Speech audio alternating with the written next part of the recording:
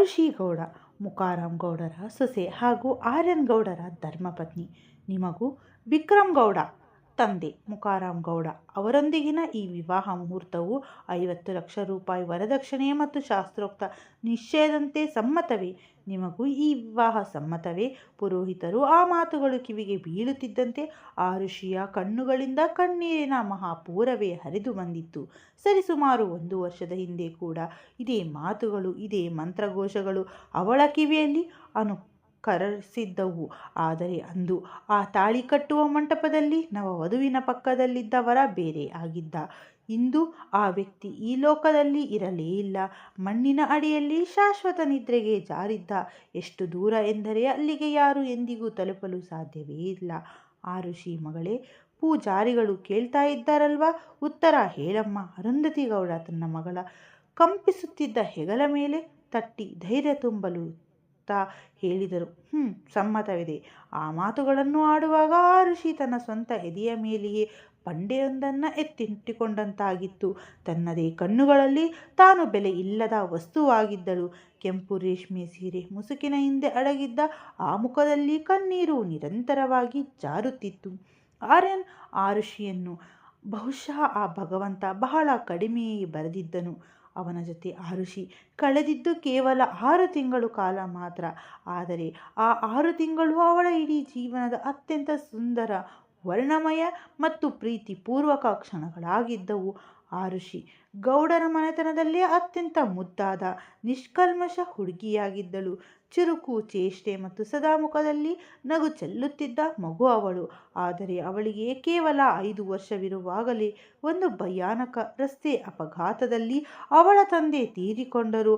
ಆ ತೀವ್ರ ಆಘಾತದಿಂದ ಮಗಳನ್ನು ಸಾಕಿ ಬೆಳೆಸಲು ತಾಯಿ ಅರುಂಧತಿ ದೇವಿ ತನ್ನ ಅಣ್ಣನ ಮನೆಗೆ ಬಂದು ನೆಲೆಸಿದ್ದರು. ಅಣ್ಣ ಮುಕಾರಾಮ್ ಗೌಡರಿಗೆ 2 ಗಂಡು ಮಕ್ಕಳಿದ್ದರು. ದೊಡ್ಡವನು ಆರ್ಯನ್, ಚಿಕ್ಕವನು ವಿಕ್ರಮ್. ಆ ಸಮಯದಲ್ಲಿ ಆರ್ಯನ್ಗೆ 14 ವರ್ಷ, ವಿಕ್ರಮ್ಗೆ 13 ವರ್ಷ. ದೊಡ್ಡ ಹಂಚಿನ ಮನೆಯ ವಿಶಾಲವಾದ ಅಂಗಳದಲ್ಲಿ ಆ ಮೂವರ ಬಾಲ್ಯ ಜೊತೆಯಾಗಿಯೇ ಬೆಳೆಯಿತು. ವಯಸ್ಸಿಗೆ ಬಂದಂತೆ ಆರ್ಯನ್ ತಂದೆಯ ವಹಿವಾಟು ಹಾಗೂ ತೋಟ ನೋಡಿಕೊಳ್ಳಲು ಪ್ರಾರಂಭಿಸಿದ. ಆದರೆ ವಿಕ್ರಮ್ಗೆ ಮಿಲಿಟರಿ ಸೇರುವ ತೀವ್ರ ಆಸೆ ಇತ್ತು. ಹಾಗಾಗಿ ತರಬೇತಿಗಾಗಿ ಸುದೀರ್ಘ ಕಾಲ ಮನೆಯಿಂದ ದೂರ ಸೇನೆ ಶಿಬಿರಕ್ಕೆ ಹೊರಟು ಹೋದ. ಇತ್ತ ಮನೆಯಲ್ಲಿದ್ದ ಆರುಷಿ ಮತ್ತು ಆರ್ಯನ್ ನಡುವೆ ಒಂದು ಮೌನ ಪ್ರೀತಿ, ಆಳವಾದ ಸ್ನೇಹ ಚಿಗುರೊಡೆಯಿತು. ಅದನ್ನು ಗಮನಿಸಿದ ಹಿರಿಯರು ಅವರಿಬ್ಬರ ನಿಶ್ಚಿತಾರ್ಥವನ್ನು ವಿಜೃಂಭಣೆಯಿಂದ ನೆರವೇರಿಸಿದರು. ವಿಕ್ರಮ್ ತನ್ನ ಕಠಿಣ ತರಬೇತಿಯನ್ನು ಮುಗಿಸಿ ಮನೆಗೆ ಹಿಂತಿರುಗಿದಾಗ ಈ ಸಂತಸದ ಸುದ್ದಿ ತಿಳಿದು ಆನಂದವನ್ನು ತಡೆಯಲಾರದ. ತನ್ನ ಅಣ್ಣನ ಮದುವೆಯ ಪ್ರತಿಯೊಂದು ಜವಾಬ್ದಾರಿಯನ್ನು ತನ್ನ ಹೆಗಲ ಮೇಲೆ ಹೊತ್ತುಕೊಂಡು ಅಣ್ಣನ ತಲೆಗೆ ಪೇಟ ಕಟ್ಟಿ ಹಬ್ಬದ ವಾತಾವರಣ ಸೃಷ್ಟಿಸಿ ಖುಷಿಯಿಂದ ಎಲ್ಲರಿಗೂ ಉಡುಗೊರೆಗಳನ್ನು ಹಂಚಿದ. ಆದರೆ ಆ ಕರುಣಾಜನಕ ಜೀವಿಗೆ ಎಲ್ಲ ಗೊತ್ತಿತ್ತು. ಕೇವಲ 6 ತಿಂಗಳ ನಂತರ ಅದೇ ಕೈಗಳಿಂದ ತನ್ನ ಪ್ರಾಣಕ್ಕಿಂತ ಹೆಚ್ಚಾಗಿ ಪ್ರೀತಿಸುತ್ತಿದ್ದ ಅಣ್ಣನ್ನ ಮಣ್ಣು ಮಾಡಬೇಕಾಗುತ್ತದೆ ಎಂದು. ಆರ್ಯನ್ ಮತ್ತು ಆರುಷಿಯ ಮದುವೆಯಾದ ಗೌಡರ ಮನೆಯಲ್ಲಿ ಸಂಭ್ರಮವೋ ಸಂಭ್ರಮ. ಆರ್ಯನ್ ಅತ್ಯಂತ ಮೃದು ಸ್ವಭಾವದವನು, ಹಿರಿಯರ ಮಾತಿಗೆ ಮನ್ನಣೆ ನೀಡುವ ಸಭ್ಯ ಹಾಗೂ ಕಾಳಜಿಯುಳ್ಳ ಯುವಕ. ಆರುಷಿಯನ್ನ ಅವನು ಎಷ್ಟು ಮೃದುವಾಗಿ, ಮುದ್ದಾಗಿ ನೋಡಿಕೊಳ್ಳುತ್ತಿದ್ದನೆಂದರೆ ಅವಳನ್ನು ಒಂದು ಸಣ್ಣ ಮಗುವಿನಂತೆ ಹಾರೈಕೆ ಮಾಡುತ್ತಿದ್ದ. ಮದುವೆಯ ಮೊದಲ ರಾತ್ರಿಯಲ್ಲೂ ಅವಳನ್ನು ಹೂವಿನಂತೆ ಅತ್ಯಂತ ನಾಜೂಕಾಗಿ ನಡೆಸಿಕೊಂಡಿದ್ದ. ಆರುಷಿ, ನಿನಗೇನಾದರೂ ಭಯವಾಗುತ್ತಿದೆಯಾ? ಅವನ ಆ ಜೇನಿನಂತಹ ಸಿಹಿ ಧ್ವನಿಯನ್ನು ಕೇಳಿ ಆರುಷಿ ನಾಚಿ ನೀರಾಗಿ ತಲೆ ತಗ್ಗಿಸಿದ್ದಳು. ಆರ್ಯನ್ ಅವಳಿಗೆ ನೀಡಿದ ಅಪಾರ ಪ್ರೀತಿ, ಗೌರವಗಳನ್ನು ಕಂಡು ತಾನು ಪ್ರಪಂಚದಲ್ಲೇ ಅತ್ಯಂತ ಅದೃಷ್ಟವಂತೆ ಎಂದು ಆರುಷಿ ಭಾವಿಸಿದ್ದಳು. ತನಗೆ ಇಷ್ಟೊಂದು ಸೂಕ್ಷ್ಮ ಮನಸ್ಸಿನ ಪ್ರೀತಿ ತೋರುವ ಗಂಡ ಸಿಕ್ಕಿದ್ದಕ್ಕೆ ದಿನವೂ ದೇವರಿಗೆ ಧನ್ಯವಾದ ಅರ್ಪಿಸುತ್ತಿದ್ದಳು. ಆದರೆ ಅಯ್ಯೋ, ಆ ಸ್ವರ್ಗದಂತಹ ಸಂತೋಷ ಅವಳಿಗೆ ಸಿಕ್ಕಿದ್ದು ಕೇವಲ 6 ತಿಂಗಳು ಮಾತ್ರ. ಇಂದು ಮತ್ತು ಅದೇ ಕಲ್ಯಾಣ ಮಂಟಪದಲ್ಲಿ ಎಲ್ಲರೂ ನೆರವೇರಿದ್ದರು. ಆರುಷಿ ಮಾತ್ರ ಆ ಕಹಿ ಮತ್ತು ನೋವಿನ ನೆನಪುಗಳ ಸಾಗರದಲ್ಲಿ ಮುಳುಗಿ ಹೋಗುತ್ತಿದ್ದಳು. ಅವಳ ಕಣ್ಣ ಮುಂದೆ ಹಳೆಯ ದಿನಗಳು ಸಿನಿಮಾದ ಸುರುಳಿನಂತೆ ಓಡುತ್ತಿದ್ದವು. ಆರುಷಿ ಮಗಳೇ, ವಿಕ್ರಮ್ ಕೇಳ್ತಾ ಇದ್ದಾನಲ್ಲ, ಅದನ್ನು ಸ್ವಲ್ಪ ಮಾಡಿಕೊಡು ತಾಯಿ ಎಂದು ಅರುಂಧತಿ ಗೌಡರು ವಿಕ್ರಮ್ನ ಪರವಾಗಿ ಮಾತನಾಡಿದರು. ಆರ್ಯನ್ ಜೊತೆ ಮದುವೆಯಾಗಿ ಕೇವಲ 1 ವಾರವಾಗಿತ್ತಷ್ಟೇ. ಅಷ್ಟರಲ್ಲೇ ವಿಕ್ರಮ್ ತನಗೆ ಘಮಘಮಿಸುವ ಮಟನ್ ಬಿರಿಯಾನಿ ತಿನ್ನಬೇಕೆಂಬ ಆಸೆಯನ್ನು ಅತ್ತೆಯ ಮುಂದೆ ವ್ಯಕ್ತಪಡಿಸಿದ್ದ. ಆರ್ಯನ್ಗೆ ತನ್ನ ತಮ್ಮ ಎಂದರೆ ಪ್ರಾಣಕ್ಕಿಂತ ಹೆಚ್ಚು. ಹಾಗಾಗಿ ತಮ್ಮನ ಪ್ರತಿಯೊಂದು ಸಣ್ಣ ಆಸೆಯನ್ನು ಈಡೇರಿಸುವುದು ತನ್ನ ಕರ್ತವ್ಯ ಎಂದು ಭಾವಿಸುತ್ತಿದ್ದ. ಮನೆಯವರೆಲ್ಲರ ನೆಚ್ಚಿನ ವಿಕ್ರಮ್ ಆರುಷಿಗೆ ಒಬ್ಬನೇ ಮೈದುನ. ಮೊದಲಿನಿಂದಲೂ ಆರುಷಿಗೆ ಅವನನ್ನು ಕಂಡರೆ ಎಲ್ಲಿಲ್ಲದ ಸಂಕೋಚ, ನಾಚಿಕೆ ಮತ್ತು ಒಂದು ಬಗೆಯ ಹೆದರಿಕೆ. ವಿಕ್ರಮ್ ಅವನಿಗಿಂತ ವಯಸ್ಸಿನಲ್ಲಿ ಚಿಕ್ಕವನಾಗಿದ್ದರೂ ಅಜಾನುಭಾವ ದೇಹ ದಂಡನೆ ಹೊಂದಿದ್ದ ಗಂಭೀರ ವ್ಯಕ್ತಿಯಾಗಿದ್ದ. ವಿಕ್ರಮ್ ಅವಳಿಗೆ ಯಾವತ್ತೂ ತೊಂದರೆ ಕೊಡುತ್ತಿರಲಿಲ್ಲ. ಅವಳ ಮುಜುಗರವನ್ನು ಅರ್ಥ ಮಾಡಿಕೊಂಡು ಸಭ್ಯವಾದ ಮೈದುನ ನಾದಿನಿಯ ಅಂತರವನ್ನು ಕಾಯ್ದುಕೊಂಡಿದ್ದ. ಆದರೆ ಅಂದು ಏಕೋ ಅವನಿಗೆ ತಂಟೆ ಮಾಡುವ ಮನಸ್ಸಾಗಿತ್ತು. ಹಾಗಾಗಿ ಬಿರಿಯಾನಿಯ ಹಠ ಹಿಡಿದಿದ್ದ. ಬಡಪಾಯಿ ಆರುಷಿ ಅಡುಗೆ ಮನೆಗೆ ಹೋಗಿ ಪಾಕವಿಧಾನವನ್ನು ನೆನಪಿಸಿಕೊಂಡು ಬಿರಿಯಾನಿ ಮಾಡಲು ತೊಡಗಿದ್ದಳು. ಅರುಂಧತಿಯವರು ಅವಳಿಗೆ ಸಾಕಷ್ಟು ಸಹಾಯ ಮಾಡಿದ್ದರು. ಏಕೆಂದರೆ ಆರುಷಿ ಅತ್ತೆಗೆ, ಮುಕಾರಂ ಗೌಡರ ಹೆಂಡತಿಗೆ ಕೆಲವು ದಿನಗಳಿಂದ ತೀವ್ರವಾದ ಮೊಣಕಾಲು ನೋವಿದ್ದು ಅವರು ವಿಶ್ರಾಂತಿಯಲ್ಲಿದ್ದರು. ಅತ್ತೆಯನ್ನ ಮನೆಯಲ್ಲಿ ಎಲ್ಲರೂ ಅಪಾರವಾಗಿ ಪ್ರೀತಿಸುತ್ತಿದ್ದರು, ಗೌರವಿಸುತ್ತಿದ್ದರು. ಅದರಲ್ಲೂ ಮಾವ ಮುಕಾರಂ ಗೌಡರಂತೂ ಹೆಂಡತಿಯ ಮೇಲಿನ ಪ್ರೀತಿಯಲ್ಲಿ ತಲ್ಲೀನರಾಗಿದ್ದರು. ಹೆಂಡತಿ ಎಲ್ಲಿದ್ದರೆ ಅಲ್ಲಿ ಅವರು ಇರುತ್ತಿದ್ದರು. ಒಮ್ಮೆಯೂ ಅವಳನ್ನು ಏಕಾಂಗಿಯಾಗಿ ಬಿಡುತ್ತಿರಲಿಲ್ಲ. ಚಿಕ್ಕ ವಯಸ್ಸಿನಲ್ಲೇ ಮುಕಾರಂ ಗೌಡರಿಗೆ ಮದುವೆಯಾಗಿತ್ತು ಮತ್ತು ಅವರ ಹೆಂಡತಿ ಅವರಿಗಿಂತ ಪೂರ್ತಿ 14 ವರ್ಷ ಚಿಕ್ಕವಳಾಗಿದ್ದಳು. ತಂದೆಯ ಈ ವಯಸ್ಸಾದ ಮೇಲಿನ ಪ್ರೀತಿ ಮತ್ತು ಅನುರಾಗವನ್ನು ನೋಡಿ ಆರ್ಯನೆಂದು ಏನೂ ಹೇಳುತ್ತಿರಲಿಲ್ಲ. ಒಂದು ಸಣ್ಣ ಮುಗುಳ್ನಗೆಯೊಂದಿಗೆ ವಿಷಯವನ್ನು ಬಿಟ್ಟು ಬಿಡುತ್ತಿದ್ದ. ಆದರೆ ವಿಕ್ರಮ್ ಹಾಗಲ್ಲ. ಅವನು ತುಂಬ ಚುರುಕು. 4 ಜನರ ಮಧ್ಯೆ ತಂದೆ ತಾಯಿಯನ್ನು ಕಾಲು ಎಳೆಯಲು, ಹಾಸ್ಯ ಮಾಡಲು ಅವನು ಹಿಂದೆ ಮುಂದೆ ನೋಡುತ್ತಿರಲಿಲ್ಲ. ಅವನ ಮಾತುಗಳಿಗೆ ಮುಕಾರಂ ಗೌಡರು ನಾಚಿ ನೀರಾಗಿ ಮುಖ ಮುಚ್ಚಿಕೊಳ್ಳುತ್ತಿದ್ದರು. ಆರ್ಯನ್ ಎಷ್ಟು ಸಭ್ಯ, ನಾಚಿಕೆ ಮತ್ತು ಸಂಪ್ರದಾಯಸ್ಥನಾಗಿದ್ದನು. ವಿಕ್ರಮ್ ಅಷ್ಟೇ ಧೈರ್ಯಶಾಲಿ, ನೇರ ನುಡಿಯ, ಯಾವುದಕ್ಕೂ ತಲೆಕೆಡಿಸಿಕೊಳ್ಳದ ಬಿಂದಾಸ್ ಹುಡುಗನಾಗಿದ್ದ. ಈ ವಿಷಯ ಮನೆಯ ಪ್ರತಿಯೊಬ್ಬರಿಗೂ ಗೊತ್ತಿತ್ತು. ಇದೇ ಕಾರಣಕ್ಕೆ ಆರುಷಿ ಯಾವಾಗಲೂ ಅವನಿಂದ ಸ್ವಲ್ಪ ಅಂತರ ಕಾಯ್ದುಕೊಳ್ಳುತ್ತಿದ್ದಳು.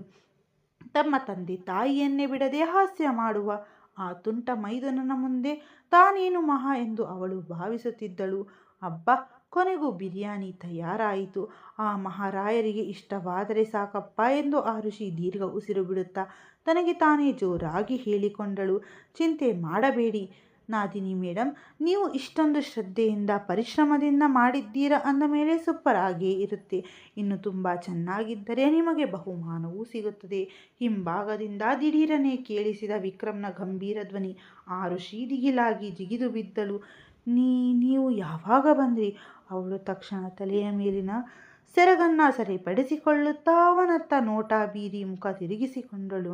ಹೇಳಿ ಕೇಳಿ ಅವನು ಆರ್ಯನ್ಗಿಂತ 1 ವರ್ಷ ಚಿಕ್ಕವನು. ಆದರೆ ಅವನ ಕಟ್ಟುಮಸ್ತಾದ ದೇಹದಂಡನ ಎತ್ತರ ನೋಡಿ ಆರ್ಯನ್ ಅವನ ಮುಂದೆ 2 ವರ್ಷ ಚಿಕ್ಕವನಂತೆ ಕಾಣುತ್ತಿದ್ದನು. ಅವನು ಸ್ವಲ್ಪ ದೂರದಲ್ಲಿಯೇ ನಿಂತಿದ್ದ. ಬಿರಿಯಾನಿಯ ಮುಚ್ಚಳ ತೆಗೆದು ಬರುವ ಆ ಘಮಘಮಿಸುವ ಸುವಾಸನೆಯನ್ನು ಆಸ್ವಾದಿಸುತ್ತಾ ಮುಗುಳ್ನಕ್ಕ. ಅತ್ತಿಗೆ, ವಾಸನೆ ತುಂಬ ಸೂಪರಾಗಿ ಬರುತ್ತಿದೆ, ರುಚಿ ಕೂಡ ಅದ್ಭುತವಾಗಿ ಇರುತ್ತದೆ. ಅದಕ್ಕೆ ನಿಮಗಾಗಿ ಇಲ್ಲಿದೆ ಅಡ್ವಾನ್ಸ್ ಬಹುಮಾನ. ಹೀಗೆ ಹೇಳುತ್ತಾ ತನ್ನ ವಾಲೆಟ್ನಿಂದ ತೆಗೆದು ಹಣವನ್ನು ಆರುಷಿ ಕಡೆ ಚಾಚಿದ. ಇದೇನು? ಅವಳು ಆಶ್ಚರ್ಯದಿಂದ ಕೇಳಿದಳು. ನಿಮಗೆ ಎಷ್ಟು ಬೇಕೋ ಅಷ್ಟು ಹಣ ತೆಗೆದುಕೊಳ್ಳಿ, ಅವನು ಗಂಭೀರವಾಗಿ ಹೇಳಿದ. ಅಯ್ಯೋ ಇಲ್ಲ, ನನಗೇನು ಬೇಡ. ಆರುಷಿ ಗಾಬರಿಯಿಂದ ಮುಖ ತಿರುಗಿಸಿದಳು. ತಗೋಬೇಕು ಅತ್ತಿಗೆ, ನನ್ನ ಮೇಲಿನ ಪ್ರೀತಿಯಿಂದ ಈ ಸುಡುವ ಉರಿಯಲ್ಲಿ ನಿಂತು ಬಿರಿಯಾನಿ ಮಾಡಿದ್ದೀರಲ್ವಾ, ಸರಿ ಮೊದಲು ತಟ್ಟೆಗೆ ಹಾಕಿಕೊಡಿ, ರುಚಿ ನೋಡ್ತೇನೆ ಎಂದು ಉತ್ಸಾಹದಿಂದ ಹೇಳಿದಾಗ ಆರುಷಿಯ ಮುಖದಲ್ಲೂ ಕಿರುನಗೆ ಮೂಡಿತ್ತು. ಬಿರಿಯಾನಿಯನ್ನು ತಟ್ಟೆಗೆ ಬಡಿಸಿದಾಗ ಅವನು 1 ಚಮಚ ಬಾಯಿಗಿಟ್ಟುಕೊಂಡು ಹಣಿಯನ್ನೊಮ್ಮೆ ಸುಕ್ಕುಗಟ್ಟಿಸಿದ. ಆರುಷಿ ಮೊದಲ ಬಾರಿಗೆ ಅವನ ಮುಖವನ್ನು ಸೂಕ್ಷ್ಮವಾಗಿ ಗಮನಿಸುತ್ತಿದ್ದಳು. ಅವನು ಏನು ಹೇಳಬಹುದು? ಏನಾಯಿತು? ಬಿರಿಯಾನಿ ಚೆನ್ನಾಗಿ ಬರಲಿಲ್ವಾ? ಹೃದಯ ಬಡಿತ ಹೆಚ್ಚಾಗುತ್ತಾ ಕೇಳಿದಳು. ಚೆನ್ನಾಗಿ ಅಷ್ಟೇ ಅಲ್ಲ, ಅದ್ಭುತವಾಗಿದೆ. ನೀವು ಒಳಗೊಳಗೆ ದೊಡ್ಡ ಬಾಣಸಿಗರಾಗಿದ್ದೀರಲ್ಲ ಅತ್ತಿಗೆ. ನಮ್ಮಣ್ಣನಿಗೆ ಹಬ್ಬ ಬಿಡಿ. ಅವನ ಮಾತು ಕೇಳಿ ಆ ಋಷಿ ನಾಚಿ ನೀರಾದಳು. ತನ್ನ ಮುಜುಗರವನ್ನು ಮರೆಮಾಚಿದಳು. ಅವರ ಮದುವೆಯಾಗಿ ಇನ್ನು 15 ದಿನಗಳಷ್ಟೇ ಆಗಿದ್ದವು. ಅಷ್ಟರಲ್ಲಿ ಮುಖಾರಾಮ್ ಗೌಡರ ಹೆಂಡತಿ ತಮ್ಮ ತಂಗಿ ಮಗಳು ರೇಖಾಳ ಜೊತೆ ವಿಕ್ರಮ್ನ ನಿಶ್ಚಿತಾರ್ಥವನ್ನು ನಿಶ್ಚಯಿಸಿಬಿಟ್ಟರು. ವಿಕ್ರಮ್ನ ಸೇನಾ ರಜೆಗಳು ಮುಗಿಯುತ್ತಿದ್ದವು. ಹಾಗಾಗಿ ಅವನು ಹಿಂತಿರುಗುವ ಮುನ್ನವೇ ಸರಳವಾಗಿ ನಿಶ್ಚಿತಾರ್ಥ ನೆರವೇರಿತು. ವಿಕ್ರಮ್ನ ಮನಸ್ಸಿನಲ್ಲಿ ಯಾವ ಹುಡುಗಿಯೂ ಇರಲಿಲ್ಲ. ಹಾಗಾಗಿ ತಾಯಿಯ ಆಯ್ಕೆಯನ್ನು ಸಮ್ಮತಿಸಿದ. ಆದರೆ ಇಲ್ಲಿಂದ ಹೋದ ಮೇಲೂ ಅವನು ರೇಖಾಳ ಜೊತೆ ಹೆಚ್ಚು ಸಂಪರ್ಕವಿಟ್ಟುಕೊಳ್ಳಲಿಲ್ಲ.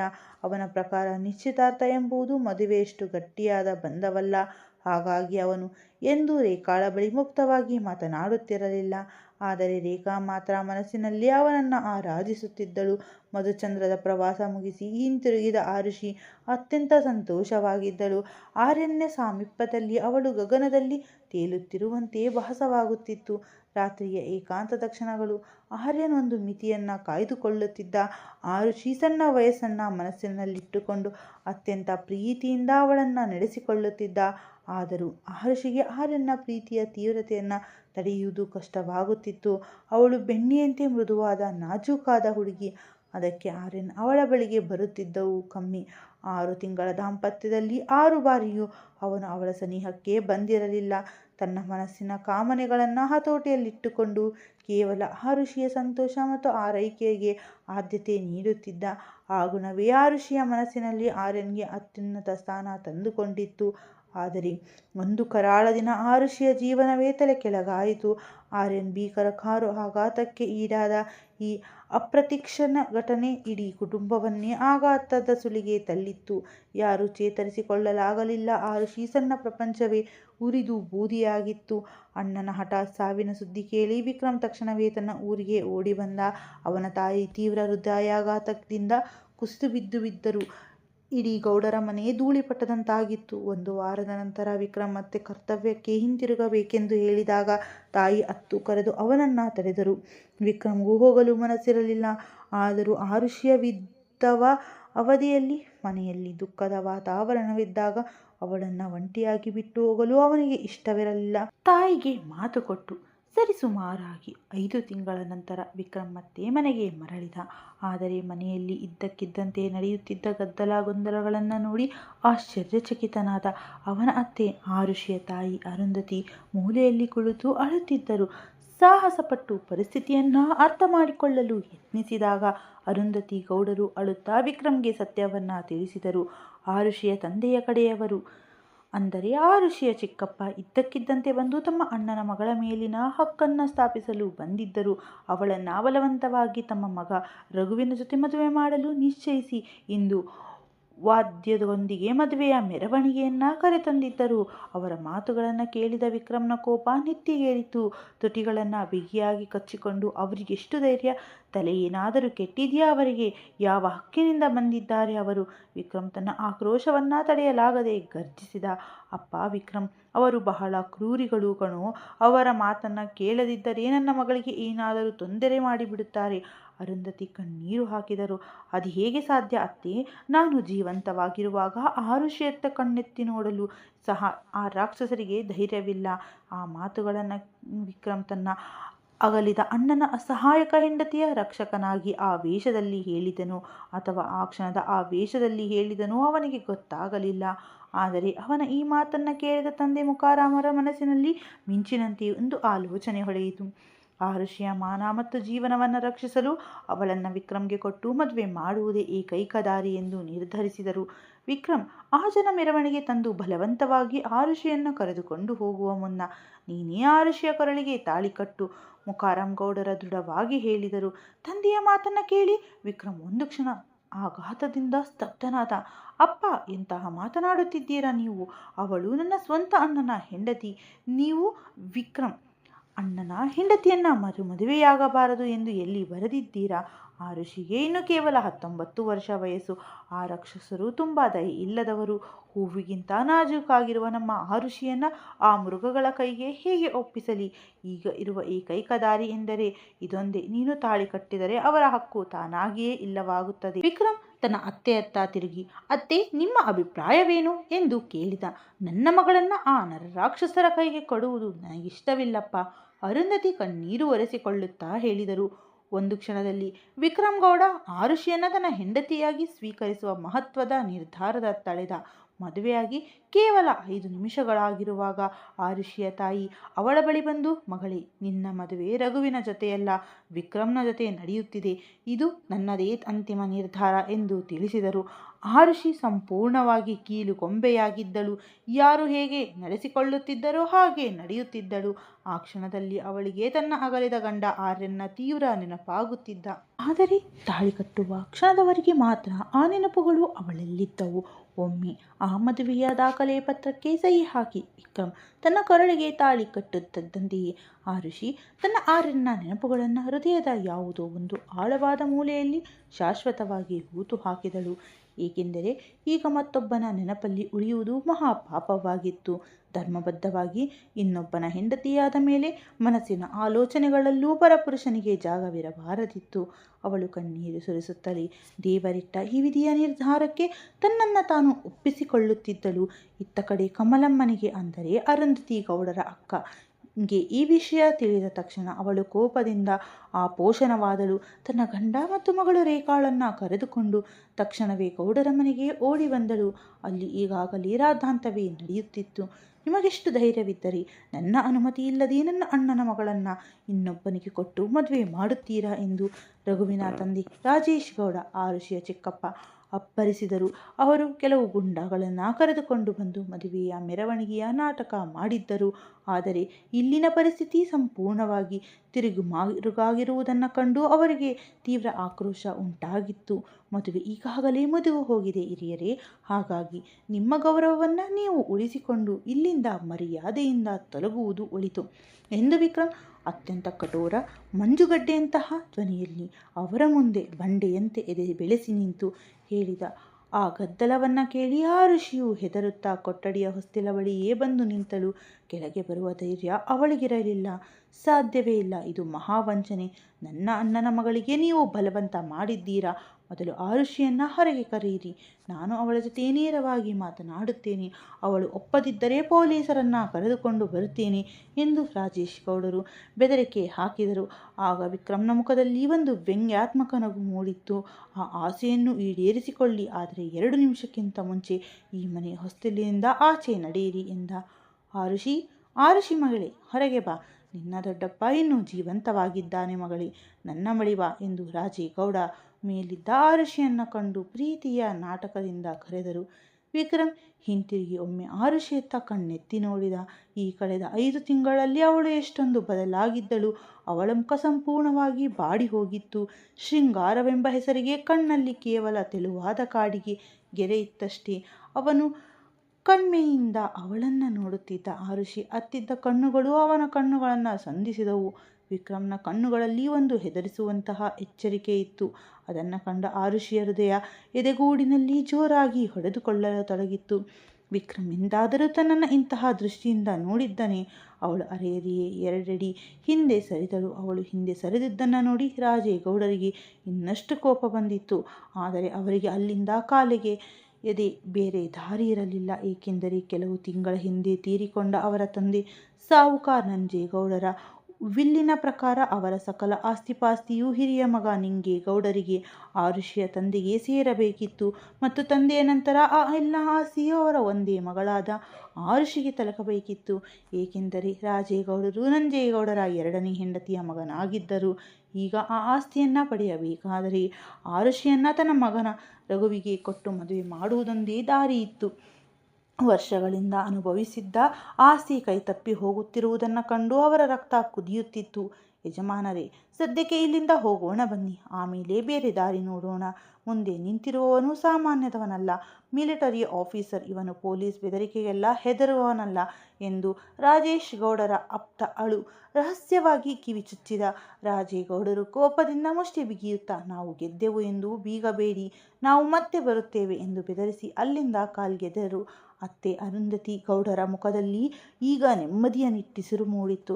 ಕೃತಜ್ಞತಾ ಭಾವದಿಂದ ಕಣ್ಣುಗಳಿಂದ ವಿಕ್ರಮ್ನತ್ತ ನೋಡಿದಾಗ ಅವನು ಮುಂದೆ ಬಂದು ಅತ್ತೆಯನ್ನು ಅಪ್ಪಿಕೊಂಡು ನಾನಿದ್ದೇನೆಂಬ ಅಭಯ ನೀಡಿದ. ಅತ್ತೆ, ನಿಮ್ಮ ಕಣ್ಣಲ್ಲಿ ಇನ್ಮುಂದೆ ಒಂದು ಹನಿ ಕಣ್ಣೀರು ಬರಬಾರದು. ನಾನು ಬದುಕಿರುವವರೆಗೂ ನನ್ನ ಕುಟುಂಬದತ್ತ ಯಾರಾದರೂ ಕಣ್ಣೆತ್ತಿ ನೋಡಿದರೂ ಅವರ ಕಣ್ಣುಗಳನ್ನು ಕಿತ್ತೇ ಹಾಕುತ್ತೇನೆ ಎಂದು ಸಿಂಹದಂತೆ ಗರ್ಜಿಸಿದ.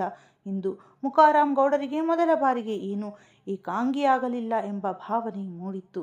ಈ ಮುಂಚೆ ಈ ಅಭಯವನ್ನು ಅರ್ಜುನ್ ಕೊಡುತ್ತಿದ್ದ. ವಿಕ್ರಮ್ ಯಾವಾಗಲೂ ಸೇನಾ ತರಬೇತಿಯಲ್ಲೇ ಬ್ಯುಸಿಯಾಗಿದ್ದ. ಆದರೆ ಇಂದು ವಿಕ್ರಮ್ ತನ್ನ ಮುಂದೆ ಪರ್ವತದಂತೆ ನಿಂತಿರುವುದನ್ನು ಕಂಡು ಮುಖಾರಾಮ್ ಗೌಡರ ಕಣ್ಣುಗಳು ಹೆಮ್ಮೆ ಮತ್ತು ಸಂತೋಷದಿಂದ ಕಣ್ಣೀರಿನಿಂದ ತುಂಬಿ ಬಂದವು. ಅರುಂಧತಿಯವರು ಆರುಷಿಯನ್ನು ಕರೆದುಕೊಂಡು ವಿಕ್ರಮ್ನ ಕೊಠಡಿಗೆ ಬಿಡಲು ಬಂದಾಗ ಆರುಷಿ ನಡುಗುತ್ತಿದ್ದಳು. ಏನಾಯಿತು ಆರುಷಿ ಮಗಳೇ, ಯಾಕೆ ಇಷ್ಟೊಂದು ಹೆದರುತ್ತಿದ್ದೀಯಾ? ಮಗಳ ಸ್ಥಿತಿಯನ್ನು ಕಂಡು ಅರುಂಧತಿಯವರ ಕಣ್ಣಲ್ಲೂ ನೀರು ಬಂತು. ಈ 5-6 ತಿಂಗಳಲ್ಲಿ ಅವಳು ಎಷ್ಟು ಕೃಶವಾಗಿದ್ದಳೆಂದರೆ ಅವಳನ್ನು ನೋಡಿದರೆ ಯಾವುದಾದರೂ ಕಾಯಿಲೆಗೆ ತುತ್ತಾಗುತ್ತಾಳೇನೋ ಎಂಬ ಭಯವಾಗುತ್ತಿತ್ತು. ಅಮ್ಮ, ನನಗೇಕೋ ತುಂಬ ಗಾಬರಿಯಾಗುತ್ತಿದೆ. ನನ್ನ ಮನಸ್ಸು ಈ ಯಾವುದನ್ನು ಸ್ವೀಕರಿಸಲು ಸಾಧ್ಯವಾಗುತ್ತಿಲ್ಲ ಎಂದು ಅವಳು ಬಿಕ್ಕಿ ಬಿಕ್ಕಿ ಅತ್ತಳು. ಮಗಳೇ, ಆ ನರ ರಾಕ್ಷಸರಿಂದ ನಿನ್ನ ಪ್ರಾಣ ಉಳಿಯಿತಲ್ಲ, ಅದೇ ಸಾಕು. ಇಲ್ಲದಿದ್ದರೆ ನಿನ್ನನ್ನು ಕೊಂದು ಹಾಕುತ್ತಿದ್ದರು. ಯಾರಿಗೂ ತಿಳಿಯುತ್ತಿರಲಿಲ್ಲ. ಆ ಭಗವಂತನೇ ಸರಿಯಾದ ಸಮಯಕ್ಕೆ ವಿಕ್ರಮ್ನನ್ನ ದೇವದೂತನಂತೆ ಕಳುಹಿಸಿಕೊಟ್ಟ ಎಂದು ತಾಯಿ ಕಣ್ಣೀರು ಒರೆಸಿಕೊಳ್ಳುತ್ತಾ ಹೇಳುತ್ತಿರುವಾಗಲೇ ಹೊರಗಡೆಯಿಂದ ಮತ್ತೆ ಗಲಾಟೆಯ ಶಬ್ದ ಕೇಳಿಸಿತ್ತು. ಇಬ್ಬರು ಆಶ್ಚರ್ಯದಿಂದ ಒಬ್ಬರನ್ನೊಬ್ಬರು ನೋಡಿಕೊಂಡರು. ನೀನು ಇಲ್ಲೇ ಇರು, ನಾನು ಏನೆಂದು ನೋಡಿ ಬರುತ್ತೇನೆ ಎಂದು ಅರುಂಧತಿಯವರು ಆರುಷಿಯನ್ನು ತಡೆದು ಹೊರಗೆ ಹೋದರು. ಆದರೆ ಆರುಷಿಗೂ ಸುಮ್ಮನಿರಲಾಗಲಿಲ್ಲ. ಅವಳು ಹಾಸಿಗೆಯಿಂದ ಎದ್ದು ಸಣ್ಣ ಸಣ್ಣ ಹೆಜ್ಜೆಗಳನ್ನಿಡುತ್ತಾ ಹೊರಗಿನ ಕಟಾಂಜನದ ಬಳಿ ಬಂದು ನಿಂತು ಕೆಳಗಿನ ಸಭಾಂಗಣವನ್ನು ನೋಡತೊಡಗಿದ್ದಳು. ಅಲ್ಲಿ ಕಮಲಮ್ಮ ಕೋಪದಿಂದ ಕೆಂಡಾಮಂಡಲವಾಗಿದ್ದಳು. ಅವಳ ಜೊತೆ ಅವಳ ಗಂಡ ಮತ್ತು ಮಗಳು ರೇಖಾ ಕೂಡ ಇದ್ದರು. ನೋಡಿ ಅಕ್ಕ, ಇದೆಲ್ಲ ವಿಧಿಯಾಟ, ಅದಕ್ಕೆ ನಾವೇನು ಎಂದು ಮುಖಾರಾಮ್ ಗೌಡರ ಹೆಂಡತಿ ಸುಮಿತ್ರ ಆರುಷಿ ಅತ್ತೆ ಸಮಜಾಯಿಷಿ ನೀಡಲು ಯತ್ನಿಸುತ್ತಿದ್ದರು. ಏನು ವಿಧಿಯಾಟ? ಎಲ್ಲವನ್ನ ನೀವೇ ಮಾಡಿ ಈಗ ವಿಧಿಯ ಮೇಲೆ ಎಸೆಯುತ್ತಿದ್ದೀರಾ? ನನ್ನ ಮಗಳ ಹಕ್ಕನ್ನು ಕಸಿದುಕೊಂಡಿದ್ದೀರಾ?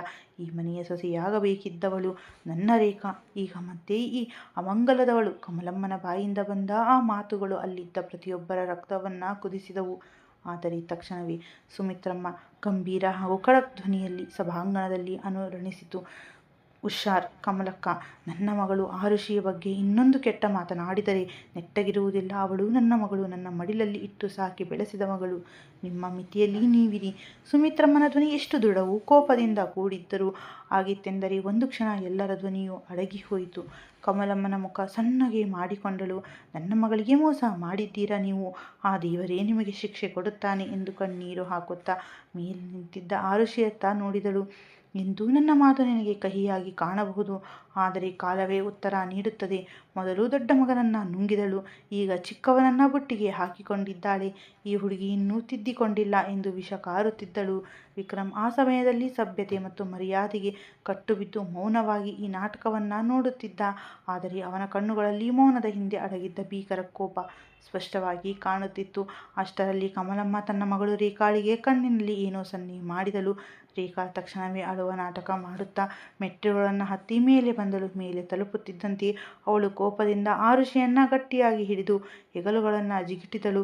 ಯಾಕೆ ನನ್ನ ಸಂತೋಷವನ್ನು ಕಸಿದುಕೊಂಡೆ? ನೀನೊಬ್ಬ ರಾಕ್ಷಸಿ, ಮಹಾ ರಾಕ್ಷಸಿ ನೀನು ಎಂದು ಅವಳನ್ನು ಜಿಗುಟುತ್ತಾ ಮೆಟ್ಟಿಲುಗಳ ತುದಿಗೆ ಕರೆತಂದು ಇದ್ದಕ್ಕಿದ್ದಂತೆ ಬಲವಾಗಿ ತಳ್ಳಿದಳು. ಆರುಷಿ ಕಾಲು ಜಾರಿ ಅವಳು ನಿಯಂತ್ರಣ ತಪ್ಪಿ ಮೆಟ್ಟಿಲುಗಳಿಂದ ಕೆಳಗೆ ಬೀಳತೊಡಗಿದ್ದಳು. ಆ ಕ್ಷಣದಲ್ಲಿ ವಿಕ್ರಮ್ ಒಂದು ಕ್ಷಣವೂ ತಡ ಮಾಡದೆ ಒಂದೊಂದು ಮೆಟ್ಟಿಲುಗಳನ್ನು ಹಾರುತ್ತಾ ಬಂದು ಅವಳ ನಡುವನ್ನು ಗಟ್ಟಿಯಾಗಿ ಹಿಡಿದು ತನ್ನ ಎದೆಗೆ ಅಪ್ಪಿಕೊಂಡ. ಆ ರಭಸಕ್ಕೆ ಅವನು ಮೆಟ್ಟಿಲ ಕಬ್ಬಿಣದ ರೇಲಿಂಗ್ ಜೋರಾಗಿ ಡಿಕ್ಕಿ ಹೊಡೆದ. ಕೆಳಗಿದ್ದವರೆಲ್ಲರೂ ಆಶ್ಚರ್ಯ ಮತ್ತು ದಿಗಿಲಿನಿಂದ ಬಾಯಿ ಬಿಟ್ಟು ಈ ದೃಶ್ಯವನ್ನು ನೋಡುತ್ತಿದ್ದರು. ಆರುಷಿ ವಿಕ್ರಮ್ನ ಎದೆಗೆ ಹೊರಗೆ ನಡುಗುತ್ತಿದ್ದಳು. ಅವಳು ಮೆಲ್ಲನೆ ಕಣ್ಣು ತೆರೆದು ತಲೆ ಎತ್ತಿ ಅವನನ್ನು ನೋಡಿದಳು. ವಿಕ್ರಮ್ನ ಕೈಗಳು ಅವಳ ನಡುವನ್ನು ಬಿಗಿಯಾಗಿ ಅಪ್ಪಿಕೊಂಡಿದ್ದವು. ಆದರೆ ಅವನ ಕೆಂಡದಂತಹ ನೋಟ ಮೇಲಿದ್ದ ರೇಖಾಳ ಮೇಲಿತ್ತು. ತನ್ನ ಯೋಚನೆ ವಿಫಲವಾಗಿದ್ದನ್ನು ಕಂಡು ರೇಖಾ ಭಯದಿಂದ ತಾಯಿಯತ್ತ ನೋಡಿದಳು. ಸುಮಿತ್ರಮ್ಮನ ಕಣ್ಣುಗಳಲ್ಲೂ ಕೋಪ ಮತ್ತು ನೋವು ಎರಡೂ ತುಂಬಿದ್ದವು. ಅವರು ದೀರ್ಘ ಉಸಿರು ತೆಗೆದುಕೊಂಡು, ತುಂಬ ಬೇಸರವಾಯಿತು ಕಮಲಕ್ಕ. ನಿಮ್ಮ ಮೇಲೆಯೂ ನಿಮ್ಮ ಮಗಳ ಮೇಲೆಯೂ ಒಳ್ಳೆಯ ವೇಳೆಗೆ ನಿಮ್ಮ ಅಸಲಿ ಮುಖ ಗೊತ್ತಾಗಿತ್ತು. ನನ್ನ ಮಗನ ಜೀವನ ಹಾಳಾಗುವುದು ತಪ್ಪಿತ್ತು. ನಾನು ನಿಮ್ಮನ್ನು ಮನೆಯಿಂದ ಹೊರಗೆ ತಳ್ಳುವ ಮುನ್ನ ಮರ್ಯಾದೆಯಿಂದ ಇಲ್ಲಿಂದ ಹೊರಟು ಹೋಗಿ ಎಂದರು. ಕಮಲಮ್ಮ ರೇಖಾಳಿಗೆ ಕೆಳಗೆ ಬರುವಂತೆ ಸನ್ನೆ ಮಾಡಿದಳು. ರೇಖಾ ಹೆದರುತ್ತಾ ಮೆಟ್ಟಿಲುಗಳನ್ನು ಇಳಿಯತೊಡಗಿದ್ದಳು. ಅವಳು ವಿಕ್ರಮ್ ಮತ್ತು ಆರುಷಿಯ ಪಕ್ಕದಲ್ಲೇ ಹಾದು ಹೋಗಬೇಕಿತ್ತು. ಆರುಷಿ ಸಂಕೋಚದಿಂದ ವಿಕ್ರಮ್ನಿಂದ ದೂರವಾಗಲು ಯತ್ನಿಸಿದಳು. ಆದರೆ ವಿಕ್ರಮ್ ಅವಳ ಭಯವನ್ನು ಅರ್ಥ ಮಾಡಿಕೊಂಡು ಅವಳನ್ನು ಇನ್ನಷ್ಟು ಬಿಗಿಯಾಗಿ ತನ್ನ ಎದೆಗೆ ಅಪ್ಪಿಕೊಂಡ. ಎಲ್ಲರ ಎದುರಲ್ಲೇ ನಡೆದ ಆ ಜೀವಂತ ಸಾಮೀಪ್ಯಕ್ಕೆ ಆರುಷಿಯ ಇಡೀ ದೇಹ ರೋಮಾಂಚನಗೊಂಡು ನಡುಗಿ ಹೋಯಿತು. ಅವನನ್ನು ತಡೆಯುವಷ್ಟು ಧೈರ್ಯ ಅಥವಾ ಶಕ್ತಿ ಅವಳಲ್ಲಿರಲಿಲ್ಲ. ರೇಖಾ ವೇಗವಾಗಿ ಕೆಳಗಿಳಿದು ಹೋದಳು. ಕಮಲಮ್ಮನ ಗಂಡ ಅವರಿಬ್ಬರನ್ನ ಬಲವಂತವಾಗಿ ಅಲ್ಲಿಂದ ಕರೆದುಕೊಂಡು ಹೋದರು. ವಿಕ್ರಮ್ ಆರುಷಿಯನ್ನು ತನ್ನ ಹಿಡಿತದಿಂದ ಮುಕ್ತಗೊಳಿಸಿದ. ಅವಳು ತೂರಾಡಿದಳು. ವಿಕ್ರಮ್ ಮತ್ತೆ ಅವಳನ್ನು ಗಟ್ಟಿಯಾಗಿ ಹಿಡಿದುಕೊಂಡ. ವಿಕ್ರಮ್, ಮಗನೇ, ಆರುಷಿಯನ್ನು ಕೊಠಡಿಗೆ ಕರೆದುಕೊಂಡು ಹೋಗು. ನಾನು ತಿನ್ನಲು ಏನಾದರೂ ಕಳುಹಿಸಿಕೊಡುತ್ತೇನೆ ಎಂದು ಸುಮಿತ್ರಮ್ಮ ಕಣ್ಣೀರು ಒರೆಸಿಕೊಳ್ಳುತ್ತಾ ಪ್ರೀತಿಯಿಂದ ಮಗನಿಗೆ ಹೇಳಿದರು. ನೀನೇ ನಡ್ಕೊಂಡು ಬರ್ತೀಯೋ ಅಥವಾ ಎತ್ಕೊಂಡು ಬರಲಾ ಎಂದು ಅವನು ಸೀದಾ ಸಾದ ಧ್ವನಿಯಲ್ಲಿ ಕೇಳಿದಾಗ ಆರುಷಿಗೆ ತಣ್ಣನೆಯ ಬೆವರು ಹರಿಯಿತು. ಅವಳು ತನ್ನನ್ನು ತಾನು ನಿಭಾಯಿಸಿಕೊಂಡು ದೃಢ ಹೆಜ್ಜೆಗಳನ್ನಿಡುತ್ತಾ ಮೇಲಿನ ಕೊಠಡಿಯತ್ತ ನಡೆದಳು. ವಿಕ್ರಮ್ ಅವಳ ಹಿಂದೆಯೇ ಬರುತ್ತಿದ್ದ ಮತ್ತು ಅವಳ ಹೆಜ್ಜೆಯಲ್ಲಿದ್ದ ತಡವರಿಸಿಕೆಯನ್ನು ಸ್ಪಷ್ಟವಾಗಿ ಗಮನಿಸುತ್ತಿದ್ದ. ಕೊಠಡಿಗೆ ತಲುಪುತ್ತಿದ್ದಂತೆಯೇ ಆರುಷಿ ಹಾಸಿಗೆಯ ಮೇಲೆ ಕುಸಿದು ಬಿದ್ದಳು. ವಿಕ್ರಮ್ ತನ್ನ ಹಿಂದೆಯೇ ಕೊಠಡಿಯೊಳಗೆ ಬಂದಿದ್ದಾನೆಂಬ ಕಲ್ಪನೆಯೂ ಅವಳಿಗಿರಲಿಲ್ಲ. ಅವನು ಕೊಠಡಿಯ ಬಾಗಿಲನ್ನು ಒಳಗಿನಿಂದ ಲಾಕ್ ಮಾಡಿ ಅವಳೆಡೆಗೆ ಹೆಜ್ಜೆ ಇಡದಾಗ ಆರುಷಿಯ ಮುಖದ ಬಣ್ಣವೇ ಹಾರಿಹೋಯಿತು. ಯಾಕೆ ಇಷ್ಟೊಂದು ಹೆದರುತ್ತಿದ್ದೀಯಾ? ಯಾವುದಾದರೂ ಭೂತವನ್ನು ನೋಡಿದಂತೆ ನೋಡುತ್ತಿದ್ದೀಯಲ್ಲ ಎಂದು ಅವನ ಹಣೆ ಸುಕ್ಕುಗಂಟಿಸಿ ತನಗಿಂತ 8 ವರ್ಷ ಚಿಕ್ಕವಳಾದ ತನ್ನ ಹೆಂಡತಿಯನ್ನು ಗಂಭೀರವಾಗಿ ನೋಡಿದ. ಅದು ನೀರು, ಆರುಷಿ ಕಷ್ಟಪಟ್ಟು ತೊದಲುತ್ತಾ ಹೇಳಿದಳು. ವಿಕ್ರಮ್ ಮುಂದುವರೆದು ಚಮ್ಮಿನಿಂದ ಗ್ಲಾಸ್ಗೆ ನೀರು ಹಾಕಿ ಅವಳತ್ತ ಚಾಚಿದ. ಗ್ಲಾಸ್ ಹಿಡಿಯುವಾಗ ಇಬ್ಬರ ಬೆರಳುಗಳು ಪರಸ್ಪರ ತಾಗಿದವು. ಆರುಷಿ 2 ಗುಟುಕು ನೀರು ಕುಡಿದು ಗ್ಲಾಸನ್ನು ಪಕ್ಕಕ್ಕಿಟ್ಟಳು. ನಂತರ ಹಣೆಯ ಮೇಲಿದ್ದ ಬೆವರನ್ನು ಒರೆಸಿಕೊಳ್ಳುತ್ತಾ ಭಯಮಿಶ್ರಿತ ನೋಟದಿಂದ ವಿಕ್ರಮ್ನನ್ನು ಒಮ್ಮೆ ನೋಡಿದಳು. ಅಷ್ಟರಲ್ಲಿ ಬಾಗಿಲನ್ನು ಯಾರೋ ತಟ್ಟಿದ ಶಬ್ದವಾಯಿತು. ಸುಮಿತ್ರಮ್ಮ ಹಾಲು, ಹಣ್ಣಿನ ಜ್ಯೂಸ್ ಮತ್ತು ಡ್ರೈ ಫ್ರೂಟ್ಗಳನ್ನು ಹಿಡಿದುಕೊಂಡು ಕೆಲಸದವಳೊಂದಿಗೆ ಕೊಠಡಿಗೆ ಬಂದರು. ಎಲ್ಲ ಪದಾರ್ಥಗಳನ್ನು ಪಕ್ಕದಲ್ಲಿದ್ದ ಮೇಜಿನ ಮೇಲಿಡಿಸಿ ಹಣ್ಣಿನ ಗ್ಲಾಸನ್ನು ಆರುಷಿಯತ್ತ ಚಾಚಿದರು. ಆರುಷಿ ನಡುಗುವ ಕೈಗಳಿಂದ ಅದನ್ನು ಹಿಡಿದುಕೊಂಡಳು. ಅತ್ತೇವರೇ, ನಾನು ಅಮಂಗದವಳಲ್ಲ ಅಲ್ವಾ? ಅವಳು ಕಣ್ಣೀರು ತುಂಬಿದ ಕಣ್ಣುಗಳಿಂದ ಕೇಳಿದಳು. ಆಗ ವಿಕ್ರಮ್ ಗೋಡೆಗೆ ಒರಗಿ ಎದೆಯ ಮೇಲೆ ಕೈಗಳನ್ನು ಕಟ್ಟಿ ಅವಳನ್ನೇ ವೀಕ್ಷಿಸುತ್ತಿದ್ದ. ಅಯ್ಯೋ ಹುಚ್ಚಿ, ಆ ರೀತಿಗಳನ್ನೆಲ್ಲ ಹೆಚ್ಚು ಯೋಚಿಸಬೇಡ. ಮಾತನಾಡುವುದು ಜನರ ಕೆಲಸ. ನಮ್ಮ ಮಕ್ಕಳ ಬಗ್ಗೆ ನಮಗೆ ಗೊತ್ತಿರುವಾಗ ಬೇರೆಯವರ ಹುಳುಕು ಮಾತುಗಳನ್ನು ನಾವೇಕೆ ಕೇಳಬೇಕು? ಬಾರದ ವಿಷಯಗಳನ್ನು ಯೋಚಿಸಿ ತಲೆ ಕೆಡಿಸಿಕೊಳ್ಳಬೇಡ ಎಂದ ಸುಮಿತ್ರಮ್ಮ. ನಂತರ ವಿಕ್ರಮ್ನತ್ತ ತಿರುಗಿ, ವಿಕ್ರಮ್ ಮಗನೇ, ನೀನು ಸ್ವಲ್ಪ ಜ್ಯೂಸ್ ಕುಡಿ ಎಂದರು. ಅಮ್ಮ, ಅದನ್ನೆಲ್ಲ ಅವಳಿಗೆ ಕೊಡು. ಅವಳಿಗೆ ಈಗ ಅದರ ಅಗತ್ಯ ಹೆಚ್ಚಾಗಿದೆ. ಆರುಷಿಯ ಸ್ಥಿತಿ ಮತ್ತು ಅವಳ ಮುಖದಲ್ಲಿನ ಆಯಾಸವನ್ನು ಕಂಡು ವಿಕ್ರಮ್ ಹಣೆಯ ಸುಕ್ಕುಗಟ್ಟಿಸಿ ಹೇಳಿದ. ನಂತರ ಅಲ್ಮಾರದತ್ತ ನಡೆದ ವಿಕ್ರಮ್, ಇಲ್ಲಿ ಬಾ ಮಗನೇ. ಸುಮಿತ್ರಮ್ಮ ಕರೆದಾಗ ಅವನು ದೀರ್ಘ ಉಸಿರು ತೆಗೆದುಕೊಂಡು ಅವರ ಬಳಿ ಬಂದು ಕುಳಿತ. ವಿಕ್ರಮ್, ಆರುಷಿ ಮಗಳೇ, ನೀವಿಬ್ಬರೂ ಇಂದು ನಿಮ್ಮ ಜೀವನದ ಅತ್ಯಂತ ದೊಡ್ಡ ನಿರ್ಧಾರವನ್ನು ತೆಗೆದುಕೊಂಡಿದ್ದೀರಾ. ಇದರಿಂದ ನಮಗೆಲ್ಲರಿಗೂ ತುಂಬ ಸಂತೋಷವಾಗಿದೆ. ಆರ್ಯನ್ ಹೋದ ಮೇಲೆ ಎಲ್ಲವೂ ಕೊನೆಗೊಂಡಿತ್ತು. ಮನೆ ಛಿದ್ರವಾಗಿತ್ತು ಎಂದೇ ಭಾವಿಸಿದ್ದೆವು. ಆರ್ಯನ್ನ ಹೆಸರು ಕೇಳುತ್ತಿದ್ದಂತೆಯೇ ವಿಕ್ರಮ್ನ ದೃಷ್ಟಿ ತಾನಾಗಿಯೇ ಆರುಷಿಯತ್ತ ನೆಟ್ಟಿದವು. ಅವಳು ಕಣ್ಮೆಕ್ಕೆಯಿಂದ ಯಾವುದೇ ಭಾವನೆಗಳಿಲ್ಲದೆ ಮೌನವಾಗಿ ಕುಳಿತಿದ್ದಳು. ಆದರೆ ವಿಕ್ರಮ್, ನೀನು ಬಂದವನೇ ಎಲ್ಲವನ್ನ ಸರಿ ಮಾಡಿದ್ದೀಯಾ. ಮುಂದೆ ಏನೂ ಹಾಳಾಗುವುದು ನನಗೆ ಇಷ್ಟವಿಲ್ಲ. ನೀವಿಬ್ಬರು ಒಬ್ಬರಿಗೊಬ್ಬರು ಆಸರೆಯಾಗಿ ಸಂಭಾಳಿಸಿಕೊಂಡು ಹೋಗಿ ಎಂದು ಸುಮಿತ್ರಮ್ಮ ಇಬ್ಬರ ಕೈಗಳನ್ನು ಹಿಡಿದು ಒಂದರ ಮೇಲೊಂದನ್ನಿಟ್ಟು ಪ್ರೀತಿಯಿಂದ ಹೇಳಿದರು. ಅಮ್ಮ, ನೀನು ಚಿಂತೆ ಮಾಡಬೇಡ. ನಾವಿರುವಾಗ ಈ ಮನೆಯಲ್ಲಿ ಯಾವುದೂ ಹಾಳಾಗಲು ಬಿಡುವುದಿಲ್ಲ ಎಂದು ವಿಕ್ರಮ್ ತಾಯಿಯನ್ನ ಎದೆಗೆ ಅಪ್ಪಿಕೊಂಡ. ನೀವಿಬ್ಬರೂ ಈ ಮನೆಯ ಬೆಳಕು. ಇಬ್ಬರೂ ಸದಾ ಪ್ರಕಾಶಿಸುತ್ತಿರಬೇಕು, ಹೌದಲ್ಲವೇ ಎಂದು ತಾಯಿ ಕೇಳಿದಾಗ ವಿಕ್ರಮ್ಗೆ ತಾಯಿಯ ಅಂತರಾಳದ ಆಸೆ ಅರ್ಥವಾಗಿತ್ತು. ಅವರಿಗೆ ಆರುಷಿಯ ಮುಖದಲ್ಲಿ ಮತ್ತೆ ನಗು ನೋಡಬೇಕಿತ್ತು. ಖಂಡಿತವಾಗಿಯೂ ಅಮ್ಮ, ತಾಯಿಗೆ ಧೈರ್ಯ ತುಂಬಿದ. ಆದರೆ ಅವನ ಆಳವಾದ ದೃಷ್ಟಿ ಮಾತ್ರ ಎದುರಿಗೆ ಹೆದರಿ ಕುಳಿತಿದ್ದ ಆ ಹುಡುಗಿಯ ಮೇಲೆ ನೆಟ್ಟಿತ್ತು. ಇತ್ತ ಕಡೆ ರಾಜೇಗೌಡರ ಮನೆಯಲ್ಲಿ ಈಗೇನು ಮಾಡುವುದು ಅಪ್ಪ? ಆ ಹುಡುಗಿಯ ಮದುವೆಯಾಗಿ ಹೋಯಿತು. ಈಗ ಆ ಆಸ್ತಿಯನ್ನು ನಾವು ಹೇಗೆ ಪಡೆಯುವುದು? ಅದನ್ನು ನಮಗೆ ದಕ್ಕಿಸಿಕೊಳ್ಳುವುದು ಹೇಗೆ ಎಂದು ರಘು ತನ್ನ ತಂದೆ ರಾಜೇಗೌಡರನ್ನು ಕೇಳಿದ. ಏನಾದರೂ ಮಾಡಲೇಬೇಕು. ನೇರ ಹಾದಿಯಲ್ಲಿ ಸಿಗದಿದ್ದಾಗ ವಕ್ರ ಹಾದಿಯನ್ನೇ ಹಿಡಿಯಬೇಕಾಗುತ್ತದೆ. ಏನೇ ಆಗಲಿ ಆ ಕೋಟಿ ಕೋಟಿ ಆಸ್ತಿಯ ನನ್ನ ಕೈ ತಪ್ಪಲು ಹೋಗಲು ಬಿಡುವುದಿಲ್ಲ. ಅದಕ್ಕಾಗಿ ನಾನು ಎಷ್ಟೇ ದೂರ ಹೋಗಬೇಕಾದರೂ ಸರಿ. ರಾಜೇಗೌಡರು ಗಾಢ ಯೋಚನೆಯಲ್ಲಿ ಮುಳುಗಿ ಹೇಳಿದರು. ಆ ಆಸ್ತಿಗಾಗಿ ನೀವು ಇನ್ನೂ ಎಷ್ಟು ಜನರ ಜೀವ ತೆಗೆಯುತ್ತೀರಾ ಎಂದು ಅವರ ಹೆಂಡತಿ ಸಾವಿತ್ರಿ ದುಃಖದಿಂದ ಕೇಳಿದಳು. ಅಷ್ಟೇ, ರಾಜೇಗೌಡರು ತಿರುಗಿ ಅವಳ ಕೆನ್ನೆಗೆ ಗಟ್ಟಿಯಾಗಿ ಒಂದು ಬಾರಿಸಿದರು. ನೀನು ನಾಲಿಗೆಯನ್ನು ಹತೋಟಿಯಲ್ಲಿಡು. ನನ್ನ ವಿಷಯಗಳಿಗೆ ತಲೆ ಹಾಕಬೇಡ. ಇನ್ನೊಮ್ಮೆ ನಿನ್ನ ಬಾಯಿಂದ ಇಂಥ ಮಾತುಗಳು ಬಂದರೆ ನೆಟ್ಟಗಿರುವುದಿಲ್ಲ ಎಂದು ಗರ್ಜಿಸಿದರು. ರಘುವಿನ ತನ್ನ ತಂದೆ ತಾಯಿಯ ಮೇಲೆ ಕೈ ಮಾಡಿದ್ದು ಇಷ್ಟವಾಗಲಿಲ್ಲ. ನೀವು ಏನೇ ಮಾಡಿದರೂ ಸತ್ಯವನ್ನು ಬದಲಾಯಿಸಲು ಸಾಧ್ಯವಿಲ್ಲ ಯಜಮಾನರೇ. ಪ್ರಪಂಚದ ಆಸ್ತಿಪಾಸ್ತಿಗಾಗಿ ನೀವು ಮನುಷ್ಯತ್ವಕ್ಕಿಂತ ಕೆಳಗೆ ಇಳಿದು ಬಿಟ್ಟಿದ್ದೀರಾ ಎಂದು ಬಾರಿಸಿಕೊಂಡರೂ ಸಾವಿತ್ರಿ ತನ್ನ ಮಾತನ್ನು ಹಿಂಪಡೆಯಲಿಲ್ಲ. ರಾಜೇಗೌಡರು ಕೋಪದಿಂದ ಅವಳ ತಲೆಗೂದಲು ಹಿಡಿದು ಎಳೆದರು. ನಿನಗೆ ಕೊನೆಯ ಬಾರಿ ಎಚ್ಚರಿಸುತ್ತಿದ್ದೇನೆ, ನನ್ನ ದಾರಿಗೆ ಬರಬೇಡ. ಅಪ್ಪ, ಏನು ಮಾಡುತ್ತಿದ್ದೀರಾ? ಅಮ್ಮನನ್ನು ಬಿಡಿ. ರಘು ತನ್ನ ತಂದೆಯನ್ನು ತಡೆದು ತಾಯಿಯಿಂದ ದೂರ ತಳ್ಳಿದ. ನಂತರ ತಾಯಿಯತ್ತ ನೋಡಿ, ಅಮ್ಮ, ದಯವಿಟ್ಟು ಒಳಗೆ ಹೋಗು, ಇಲ್ಲಿಂದ ನಡೆ ಎಂದ. ಸಾವಿತ್ರಿ ದುಃಖ ಮತ್ತು ಕೋಪದಿಂದ ಒಮ್ಮೆ ಗಂಡನನ್ನು ನೋಡಿ ಮೌನವಾಗಿ ಒಳಗಿನ ಕೊಠಡಿಗೆ ಹೊರಟು ಹೋದಳು. ಆದರೆ ಇಂದು ಅವಳ ಹೃದಯ ಸಂಪೂರ್ಣವಾಗಿ ಒಡೆದು ಹೋಗಿತ್ತು. ಹೆತ್ತ ಮಗನ ಎದುರಲ್ಲೇ ಗಂಡ ತನ್ನ ಮೇಲೆ ಕೈ ಮಾಡಿದ್ದು ಅವಳಿಂದ ಎಂದಿಗೂ ಮರೆಯಲು ಅಥವಾ ಕ್ಷಮಿಸಲು ಸಾಧ್ಯವಿರಲಿಲ್ಲ. ಅತ್ತ ರಾಜೇಗೌಡರು ತಮ್ಮ ಆಪ್ತ ರೌಡಿಯೊಬ್ಬನಿಗೆ ದೂರವಾಣಿ ಕರೆ ಮಾಡಿದರು. ಈ ಬಾರಿಯ ಅವರ ಸಂಚು ಅತ್ಯಂತ ಅಪಾಯಕಾರಿಯಾಗುವ ಲಕ್ಷಣಗಳಿದ್ದವು. ರಘು ಮೋಕ್ಷ ಪ್ರೇಕ್ಷಕನಾಗಿ ತಂದೆಯ ಕ್ರೂರ ಮುಖವನ್ನು ನೋಡುತ್ತಾ ನಿಂತಿದ್ದ. ಸ್ನಾನ ಮುಗಿಸಿ ವಿಕ್ರಮ್ ಕೊಠಡಿಗೆ ಹಿಂತಿರುಗಿದಾಗ ಆರುಷಿ ಇನ್ನೂ ಹಾಸಿಗೆಯ ಹೆಡ್ಬೋರ್ಡ್ಗೆ ಒರಗಿ ಹಾಗೆಯೇ ಕುಳಿತಿದ್ದಳು. ಅವಳ ಸ್ಥಿತಿಯಲ್ಲಿ ಎಳ್ಳಷ್ಟು ಬದಲಾವಣೆಗಳಿರಲಿಲ್ಲ. ಮಾನಸಿಕವಾಗಿ ಅವಳು ಎಲ್ಲೋ ಸುದೀರ್ಘ ಲೋಕದಲ್ಲಿದ್ದಂತೆ ಕಾಣುತ್ತಿತ್ತು. ಕುಟುಂಬದವರಿಗೂ ಈ ಹೊಸ ಪರಿಸ್ಥಿತಿಯನ್ನು ಜೀರ್ಣಿಸಿಕೊಳ್ಳಲು ಸಮಯ ಬೇಕಿತ್ತು. ಆದರೆ ವಿಕ್ರಮ್ ಪ್ರಾಯೋಗಿಕವಾಗಿ ಯೋಚಿಸುವ ವ್ಯಕ್ತಿಯಾಗಿದ್ದರಿಂದ ಅವನಿಗೆ ಇದು ಅಷ್ಟೊಂದು ಕಷ್ಟವೆನಿಸಿರಲಿಲ್ಲ. ಆದರೆ ಆರುಷಿಗೆ ಈ ಬದಲಾವಣೆಯನ್ನು ಎದುರಿಸುವುದು ಅತ್ಯಂತ ಕಠಿಣವಾಗಿತ್ತು. ಅವಳ ಆ ಸ್ಥಿತಿಯನ್ನು ಕಂಡು ವಿಕ್ರಮ್ಗೆ ತುಸು ಕಿರಿಕಿರಿ ಉಂಟಾಗಿತ್ತು. ಅವನು ಅವಳ ಬಳಿಗೆ ಹೋಗಿ, ನಿದ್ರೆ ಬರುತ್ತಿದ್ದರೆ ಬಟ್ಟೆ ಬದಲಾಯಿಸಿಕೊಂಡು ನೆಮ್ಮದಿಯಾಗಿ ಮಲಗು ಎಂದ. ಅವನ ಮಾತನ್ನು ಕೇಳಿ ಆರುಷಿ ಗಾಬರಿಯಾಗಿ ಬೆದರಿ ಸ್ವಲ್ಪ ದೂರಕ್ಕೆ ಜರುಗಿ ಇನ್ನೊಂದು ಕಡೆ ಮುಖ ತಿರುಗಿಸಿಕೊಂಡಳು. ಅವಳು ಹೀಗೆ ಅಂತರ ಕಾಯ್ದುಕೊಂಡಿದ್ದು ವಿಕ್ರಮ್ನ ಕೋಪವನ್ನು ನೆತ್ತಿಗೇರಿಸಿತ್ತು. ಅಂದರೆ ಅರ್ಥವೇನು? ಯಾಕೆ ನನ್ನಿಂದ ಹೀಗೆ ದೂರ ಹೋಗುತ್ತಿದ್ದೀಯಾ ಎಂದು ಅವನು ಅವಳ ಮಣಿಕಟ್ಟನ್ನು ಹಿಡಿದು ತನ್ನತ್ತ ಎಳೆದ.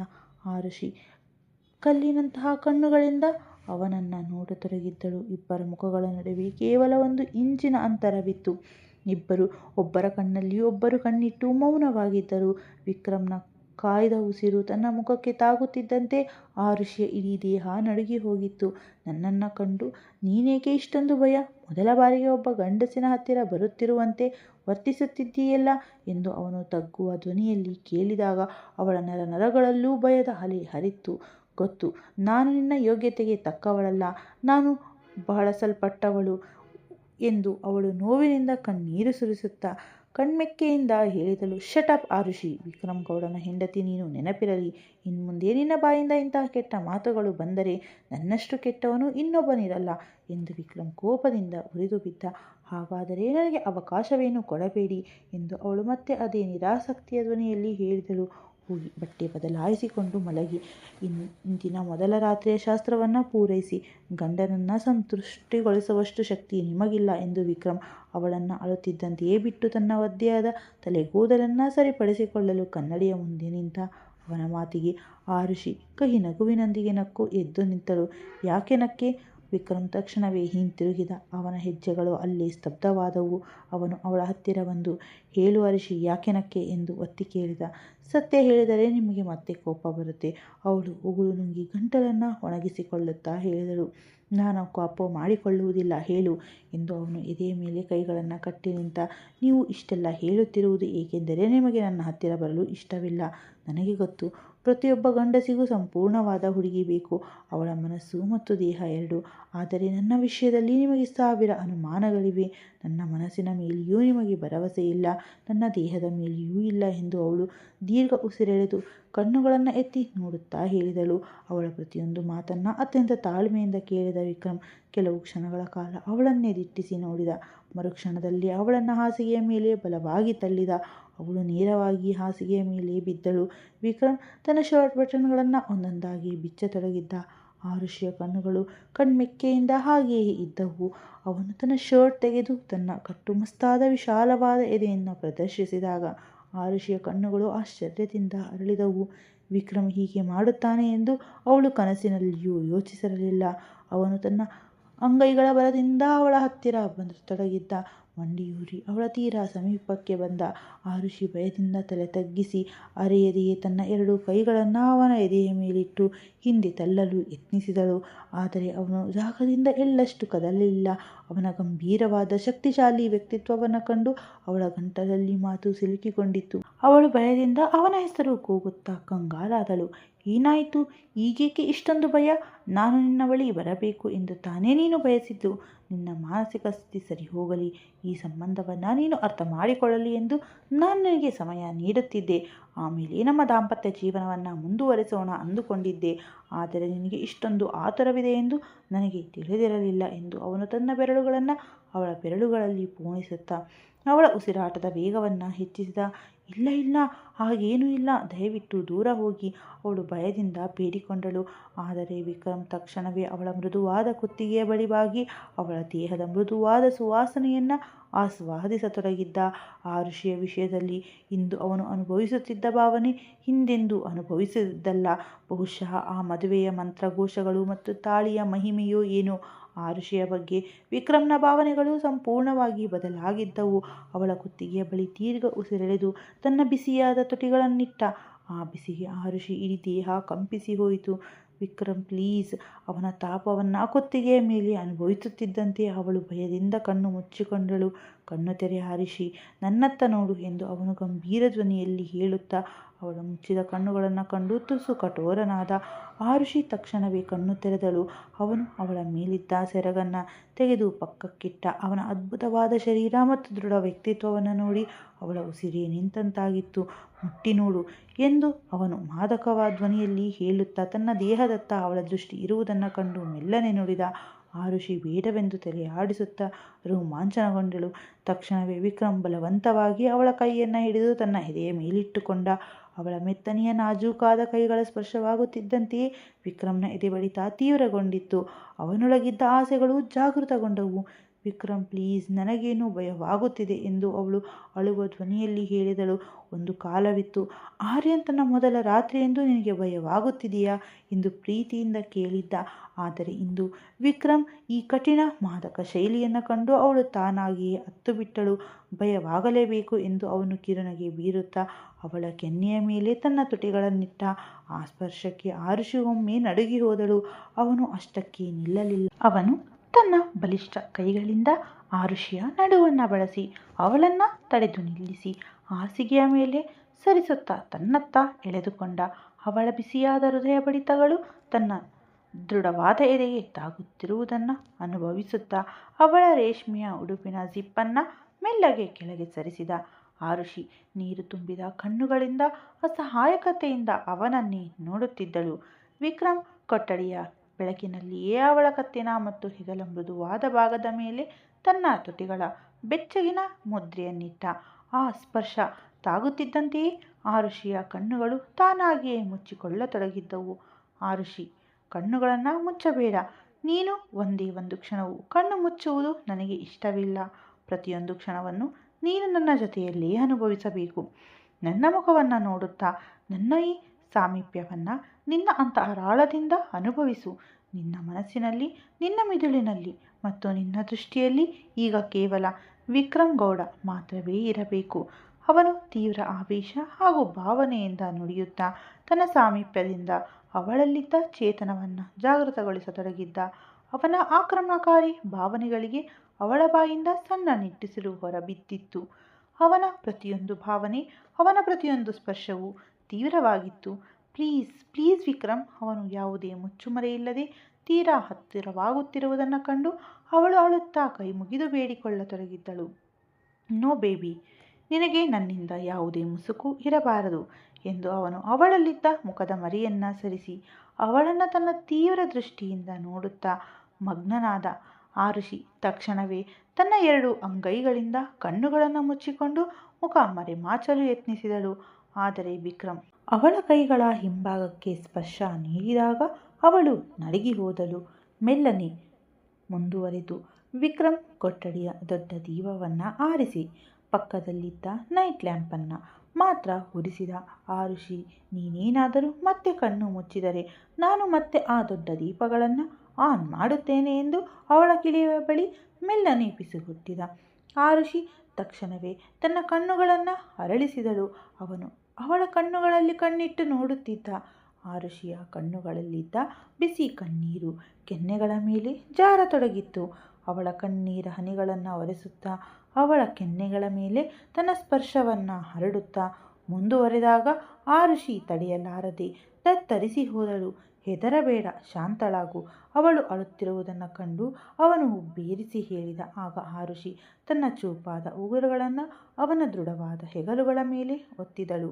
ಆ ಬಲಿಷ್ಠ ದೇಹದ ಒತ್ತಡ ಮತ್ತು ಆವೇಶವನ್ನು ತಡೆಯುವುದು ಆ ತೆಳು ದೇಹದ ಹುಡುಗಿಗೆ ಸುಲಭವಾಗಿರಲಿಲ್ಲ. ರಾತ್ರಿ ಕಳೆಯುತ್ತಿದ್ದಂತೆ, ಕಾಲಚಕ್ರ ಉರುಳಿದಂತೆ ಅವರಿಬ್ಬರ ಭಾವನೆಗಳು ಒಂದಾಗಿ ಕೆಲ ಕ್ಷಣ ಇಡೀ ಜಗತ್ತನ್ನೇ ಮರೆಸುವಂತೆ ಮಾಡಿತ್ತು. ತನ್ನ ಕತ್ತಿನ ಮೇಲೆ ಅವನ ಬಿಸಿಯಾದ ಉಸಿರನ್ನು ಅನುಭವಿಸುತ್ತಿದ್ದ ಆರುಷಿ ನಿದ್ರೆಯ ಮಡಿಲಲ್ಲಿ ಜಾರುವಷ್ಟರಲ್ಲಿ ಮತ್ತೆ ಎಚ್ಚರಗೊಂಡಳು. ಮಗ್ಗುಲಾಗಿ ತಿರುಗಿ ಅರೆಮುಚ್ಚಿದ ಕಣ್ಣುಗಳಿಂದ ವಿಕ್ರಮ್ನನ್ನ ನೋಡಿದಳು. ಅವನ ಕಣ್ಣುಗಳಲ್ಲಿ ಮತ್ತೆ ತೀವ್ರವಾದ ಆಸೆ ತುಂಬಿ ಬರುತ್ತಿತ್ತು. ಸಮಯ ಬೆಳಗಿನ ಜಾವ ಸರಿಸುಮಾರು 3ರಿಂದ 4 ಗಂಟೆಯಾಗಿತ್ತು. ಆರುಷಿಯ ದೇಹದ ಶಕ್ತಿಯೆಲ್ಲ ತೀರಿ ಹೋಗಿತ್ತು. ಕೇವಲ ಒಂದೇ ರಾತ್ರಿಯಲ್ಲಿ ಅವನು ಅವಳ ಮೇಲೆ ಚೆಲ್ಲಿದ್ದ ಪ್ರೀತಿ ಮತ್ತು ಭಾವನೆಗಳ ಆವೇಶ ಎಷ್ಟಿತ್ತೆಂದರೆ 6 ತಿಂಗಳ ದಾಂಪತ್ಯದಲ್ಲಿ ಆರ್ಯನ್ ಕೂಡ ಅವಳಿಗೆ ಅಷ್ಟು ಸಾಮೀಪ್ಯ ನೀಡಿರಲಿಲ್ಲ. ಅವಳ ಪ್ರಾಣವೇ ಗಂಟಲಿಗೆ ಬಂದಂತಿತ್ತು. ಪ್ಲೀಸ್ ವಿಕ್ರಮ್, ಇನ್ಮುಂದೆ ನನ್ನಿಂದ ಸಾಧ್ಯವಿಲ್ಲ. ನಾನು ಆಯಾಸಗೊಂಡಿದ್ದೇನೆ, ಅವಳು ತಗ್ಗು ಧ್ವನಿಯಲ್ಲಿ ಬೇಡಿಕೊಂಡಳು. ಅವಳ ಧ್ವನಿಯಲ್ಲಿ ಕಣ್ಣೀರಿತ್ತು. ಹೌದಾ ಎಂದು ಅವನು ಹೇಳುತ್ತಾ ಅವಳನ್ನು ಎತ್ತಿ ತನ್ನ ಅಗಲವಾದ ಎದೆಯ ಮೇಲೆ ಮಲಗಿಸಿಕೊಂಡ. ಅವಳನ್ನು ಇನ್ನಷ್ಟು ಬಿಗಿಯಾಗಿ ತನ್ನ ಎದೆಗೆ ಅಪ್ಪಿಕೊಂಡು ಅವಳು ಅವನಿಗೆ ತುಂಬ ತನ್ನವಳು, ತೀರಾ ಹತ್ತಿರದವಳು ಎನಿಸಿದಳು. ನನ್ನ ಪ್ರಾಣ ತೆಗೆದೇ ಬಿಡುತ್ತೀರಾ ವಿಕ್ರಮ್? ಅವಳು ತನ್ನ ತಲೆಯನ್ನು ಮೇಲೆ ಎತ್ತಿ ಅಸಹಾಯಕ ಶೈಲಿಯಲ್ಲಿ ಕೇಳಿದಳು. ಒಂದೇ ರಾತ್ರಿಗೆ ಸೋತು ಹೋದೆಯಾ ಎಂದು ಅವನು ಅವಳ ಕತ್ತಿನಲ್ಲಿ ಮುಖ ಮುಚ್ಚಿಕೊಳ್ಳುತ್ತಾ ನುಡಿದ. ಅವನ ಆ ಮಾತು ಆರುಷಿಯ ಹೃದಯವನ್ನು ನೋಯಿಸಿತು. ಇಷ್ಟವಿಲ್ಲದಿದ್ದರೂ ಅವಳಿಗೆ ಅದು ತನ್ನ ಗತ ಜೀವನದ ಮೇಲಿನ ವ್ಯಂಗ್ಯ ಎಂದೇ ಅನಿಸಿತ್ತು. ನಿಮ್ಮ ಅಣ್ಣ ಆ 6 ತಿಂಗಳಲ್ಲಿ ನನ್ನನ್ನು ಇಷ್ಟೊಂದು ಹತ್ತಿರ ಸೇರಿಸಿಕೊಂಡಿರಲಿಲ್ಲ. ನೀವು ಒಂದೇ ರಾತ್ರಿಯಲ್ಲಿ ಅವಳ ಮಾತು ಪೂರ್ಣಗೊಳ್ಳುವ ಮುನ್ನವೇ ವಿಕ್ರಮ್ ಅವಳ ನಡುವನ್ನು ತನ್ನ ಗಟ್ಟಿ ಕೈಗಳಿಂದ ಬಿಗಿಯಾಗಿ ಹಿಡಿದು ಒತ್ತಿದ. ನಿನಗೆ ಈಗಾಗಲೇ ಹೇಳಿದ್ದೇನೆ ತಾನೇ, ಇನ್ನು ಮುಂದೆ ನಿನ್ನ ನಾಲಿಗೆಯ ಮೇಲೆ ಕೇವಲ ನನ್ನ ಹೆಸರು ಮಾತ್ರವೇ ಇರಬೇಕು. ನಿನಗೆ ಅರ್ಥವಾಗುವುದಿಲ್ಲವೇ? ನಿಮ್ಮ ಹೆಸರನ್ನೇ ಕರೆಯುತ್ತೇನೆ, ಆದರೆ ದಯವಿಟ್ಟು ನನಗೆ ಹೀಗೆ ಚುಚ್ಚಿ ಮಾತನಾಡಬೇಡಿ. ಅವಳು ತಲೆ ತಗ್ಗಿಸಿ ಕಣ್ಣೀರು ತಡೆಯುತ್ತಾ ಹೇಳಿದಳು. ಅವಳ ದುಃಖಿತ ಮುಖವನ್ನು ಕಂಡ ವಿಕ್ರಮ್ ತಕ್ಷಣವೇ ಮೆತ್ತಗಾದ. ಐ ಆಮ್ ಸಾರಿ, ನಿನಗೆ ಚುಚ್ಚಿ ಮಾತನಾಡುವುದು ನನ್ನ ಉದ್ದೇಶವಾಗಿರಲಿಲ್ಲ ಎಂದು ತಕ್ಷಣವೇ ಕ್ಷಮೆ ಯಾಚಿಸಿದ. ಆರುಷಿ ತನ್ನ ಕಣ್ಮೆಗಳನ್ನು ಎತ್ತಿ ಅವನನ್ನು ಆಶ್ಚರ್ಯದಿಂದ ನೋಡಿದಳು. ವಿಕ್ರಮ್ ಅವಳ ಕೆನ್ನೆಯ ಮೇಲಿದ್ದ ಕಣ್ಣೀರನ್ನು ಮೆಲ್ಲಗೆ ಒರೆಸುತ್ತಾ ಮತ್ತೆ ಅವಳ ಬಳಿ ಬಂದ. ಅವನು ಎಷ್ಟು ಆವೇಶದಿಂದ ತನ್ನ ಸಾಮೀಪ್ಯವನ್ನು ಅವಳಿಗೆ ನೀಡುತ್ತಿದ್ದನೆಂದರೆ ಆರುಷಿಯ ಉಸಿರಾಟ ಚೆಲ್ಲಾಪಿಲ್ಲಿಯಾಗುತ್ತಿತ್ತು. ಅವಳ ಭಾವನೆಗಳನ್ನು ಕಾಣುತ್ತಾ ಅವನು ಪ್ರಪಂಚವನ್ನೇ ಮರೆತು ಅವಳನ್ನು ಸಂಪೂರ್ಣವಾಗಿ ತನ್ನವಳನ್ನಾಗಿ ಮಾಡಿಕೊಳ್ಳುತ್ತಿದ್ದ. ಬೆಳಗಿನ ಉಪಹಾರ ಸಮಯ. ವಿಕ್ರಮ್ ಮತ್ತು ಆರುಷಿ ಇನ್ನೂ ತಿಂಡಿಗೆ ಬರಲೇ ಇಲ್ಲವಲ್ಲ? ಮುಖಾರಾಮ್ ಗೌಡರ ಈ ಮಾತು ಇನ್ನೂ ನಾಲಿಗೆಯ ಮೇಲೆ ಇತ್ತು. ಅಷ್ಟರಲ್ಲೇ ವಿಕ್ರಮ್ ಮತ್ತು ಆರುಷಿ ಜೋಡಿಯಾಗಿ ಮೆಟ್ಟಿಲುಗಳನ್ನು ಇಳಿದು ಬರುವುದು ಕಾಣಿಸಿತು. ನಮಸ್ಕಾರ ಮಾವಯ್ಯ. ನಮಸ್ಕಾರ ಅತ್ತೆಯವರೇ. ಇಬ್ಬರ ಬಾಯಿಂದಲೂ ಒಂದೇ ಬಾರಿಗೆ ಸಂಪ್ರದಾಯ ನಮಸ್ಕಾರ ಮಾತುಗಳು. ಇದ್ದ ಎಲ್ಲರ ಮುಖದಲ್ಲೂ ಸುಂದರ ನಗೆ ಮೂಡಿತ್ತು. ಇಬ್ಬರು ಜೊತೆಯಾಗಿ ಎಷ್ಟು ಮುದ್ದಾಗಿ ಕಾಣಿಸುತ್ತಿದ್ದರೆಂದರೆ ಸುಮಿತ್ರಮ್ಮನ ಬಾಯಿಂದ ತಾನಾಗಿಯೇ ದೃಷ್ಟಿಯಾಗದಿರಲಿ ಎಂಬ ಮಾತು ಹೊರಬಂತು. ಮುಖಾರಾಮ್ ಗೌಡರಂತೂ ಆನಂದದಿಂದ ಹಣವನ್ನು ಎತ್ತಿ ಕೆಲಸದವರಿಗೆ ಉಡುಗೊರೆಯಾಗಿ ನೀಡಿದರು. ನಮ್ಮ ಮಕ್ಕಳನ್ನು ಎಲ್ಲ ಕೆಟ್ಟ ದೃಷ್ಟಿ ಮತ್ತು ವಿಪತ್ತುಗಳಿಂದ ಆ ಭಗವಂತ ಕಾಪಾಡಲಿ ಎಂದು ಅರುಂಧತಿಯವರು ಪ್ರೀತಿಯಿಂದ ಹಾರೈಸಿದರು. ಹೌದು, ತಾಯಿ ಚಾಮುಂಡೇಶ್ವರಿ ಕಾಯಲಿ, ಮುಖಾರಾಮ್ ಗೌಡರು ಹೇಳಿದರು. ವಿಕ್ರಮ್, ನಾನು ಯೋಚಿಸುತ್ತಿದ್ದೇನೆ, ಇಂದು ರಾತ್ರಿ ನಮ್ಮ ಸಂಬಂಧಿಕರಿಗೆ ಹಾಗೂ ಊರಿನವರಿಗೆ ಒಂದು ದೊಡ್ಡ ಔತಣಕೂಟ ರಿಸೆಪ್ಷನ್ ಇಟ್ಟುಕೊಂಡು ಬಿಡೋಣ. ಆರುಷಿ ಈಗಲೂ ನಮ್ಮ ಗೌಡರ ಮನೆಯ ಸೊಸೆಯಾಗಿಯೇ ಇದ್ದಾಳೆ ಎಂದು ಇಡೀ ಊರಿಗೆ ತಿಳಿಯಲಿ. ತನ್ನಷ್ಟಕ್ಕೆ ತಾನು ಅತ್ಯಂತ ಸಮಾಧಾನದಿಂದ ಉಪಹಾರ ಸೇವಿಸುತ್ತಿದ್ದ ವಿಕ್ರಮ್, ನೀವು ಹೇಗೆ ಹೇಳಿದರೆ ಹಾಗೆ ಅಪ್ಪ, ಎಲ್ಲವೂ ಆಗಲಿ ಎಂದ. ನಂತರ ಇದ್ದಕ್ಕಿದ್ದಂತೆ ಆರುಷಿಯತ್ತ ತಿರುಗಿದ. ಆರುಷಿ, ಆ ಚಹಾ ಕಪ್ ಹೀಗೆ ಕೊಡು ಎಂದ. ಅವನು ಇದ್ದಕ್ಕಿದ್ದಂತೆ ತನ್ನನ್ನು ಮುಖಾಮುಖಿಯಾಗಿ ಕರೆದಾಗ ಆರುಷಿ ದಿಗಿಲಾಗಿ ಅವನತ್ತ ನೋಡಿದಳು. ಅವನು ಎಷ್ಟು ಸಹಜವಾಗಿ ವರ್ತಿಸುತ್ತಿದ್ದನೆಂದರೆ ಅವರಿಬ್ಬರ ನಡುವೆ ವರ್ಷಗಳ ಆಳವಾದ ಸ್ನೇಹವಿದೆವೇನೋ ಎಂಬಂತಿತ್ತು. ಏನಾಯಿತು? ಅವಳು ಹಾಗೆ ನೋಡುತ್ತಿರುವುದನ್ನು ಕಂಡ ವಿಕ್ರಮ್ ಎಚ್ಚರಿಸಿದಾಗ ಅವಳು ದಡಬಡಿಸಿ ಮುಂದೆ ಬಂದು ಚಹಾದ ಕಪ್ಪನ್ನು ಅವನ ಕೈಗೆ ನೀಡಿದಳು. Thank you. ಅವನ ಕಣ್ಣುಗಳಲ್ಲಿ ಒಂದು ವಿಶೇಷವಾದ ಮಾದಕ ಹೊಳಪಿತ್ತು. ಅದನ್ನು ಕಂಡು ಆರುಷಿಯ ಹಣೆಯ ಮೇಲಿನ ಚರ್ಮ ಸುಕ್ಕುಗಟ್ಟಿತು. ಅವಳು ಕೋಪದಿಂದ ಅವನನ್ನು ನೋಡಿದಳು. ಏನಮ್ಮ ಆರುಷಿ, ತುಂಬ ಸುಸ್ತಾದಂತೆ ಕಾಣಿಸುತ್ತಿದ್ದೀಯಾ, ಮೈಗೆ ಹುಷಾರಿಲ್ಲವೇ ಎಂದು ಸುಮಿತ್ರಮ್ಮ ಪ್ರೀತಿಯಿಂದ ಕೇಳಿದರು. ಇಲ್ಲ ಅತ್ತೆಯವರೇ, ನಾನು ಚೆನ್ನಾಗಿದ್ದೇನೆ. ಅವಳ ಧ್ವನಿಯಲ್ಲಿದ್ದ ಆಯಾಸ ಎದ್ದು ಕಾಣುತ್ತಿತ್ತು. ಅದನ್ನು ಕಂಡ ವಿಕ್ರಮ್ನ ಮುಖದಲ್ಲಿ ಮತ್ತು ಕೀಟಲಿಯ ನಗು ಮೂಡಿತು. ರಾತ್ರಿ ತಾನು ನೀಡಿದ ತೀವ್ರ ಸಾಮೀಪ್ಯದ ಪರಿಣಾಮವೇ ಈ ಆಯಾಸ ಎಂದು ಅವನಿಗೆ ಚೆನ್ನಾಗಿ ಗೊತ್ತಿತ್ತು. ತನ್ನ ನಾಜೂಕಾದ ಹೆಂಡತಿಯನ್ನು ಓರೆಗಣ್ಣಿನಿಂದ ನೋಡುತ್ತಾ ಚಹಾದ ಕಪ್ಪನ್ನು ತುಟಿಗಿಟ್ಟುಕೊಂಡು ಅವಳಿಗೆ ಕಣ್ಣು ಹೊಡೆದ ಆರುಷಿ ಹೆದರಿ ತಕ್ಷಣವೇ ಮುಖ ತಿರುಗಿಸಿಕೊಂಡಳು. ಅವನ ಕಣ್ಣುಗಳಲ್ಲಿ ಆ ಹೊಳಪು ಇರಲೇಬೇಕಿತ್ತು. ಅವನು ಪ್ರಫುಲ್ಲನಾಗಿ ಕಾಣಲೇಬೇಕಿತ್ತು. ಏಕೆಂದರೆ ರಾತ್ರಿ ಇಡೀ ಅವನು ಆರುಷಿಯನ್ನು ತನ್ನ ಪ್ರೀತಿಯಿಂದ ಸುಸ್ತಾಗಿಸಿದ್ದ. ಆರುಷಿಯನ್ನು ಕೇಳಿದರೆ ಗೊತ್ತಾಗುತ್ತಿತ್ತು ಆ ಮನುಷ್ಯ ಅವಳನ್ನು ಎಷ್ಟರ ಮಟ್ಟಿಗೆ ಬಳಸಿದ್ದ ಎಂದು. ರಾತ್ರಿ ಮದುವೆಯ ರಿಸೆಪ್ಷನ್ ನಗರದ ಅತ್ಯಂತ ವೈಭವೋಪೇತ ಬ್ಯಾಂಕ್ವೆಟ್ ಹಾಲ್ನಲ್ಲಿ ಆಯೋಜಿಸಲಾಗಿತ್ತು. ನವವಧುವಿನಂತೆ ಶೃಂಗಾರಗೊಂಡಿದ್ದ ಆರುಷಿ ಆ ಕ್ಷಣದಲ್ಲಿ ದೇವಲೋಕದಿಂದ ಇಳಿದು ಬಂದ ಅಪ್ಸರೆಯಂತೆ ಕಾಣುತ್ತಿದ್ದಳು. ವಿಕ್ರಮ್ ಹಾಲ್ನೊಳಗೆ ಕಾಲಿಡುತ್ತಿದ್ದಂತೆಯೇ ರೇಷ್ಮೆ ಸೀರೆಯಲ್ಲಿ ಕಂಗೊಳಿಸುತ್ತಿದ್ದ ಆರುಷಿಯನ್ನು ಕಂಡು ಒಂದು ಕ್ಷಣ ಸ್ತಬ್ಧನಾಗಿ ನಿಂತು ಹೋದ. ಅವಳನ್ನು ಕಂಡೊಡನೆ ಅವನು ಮಂತ್ರಮುಗ್ಧನಾಗಿ ಇಷ್ಟೊಂದು ಸಂಪೂರ್ಣ ಮತ್ತು ಪವಿತ್ರವಾದ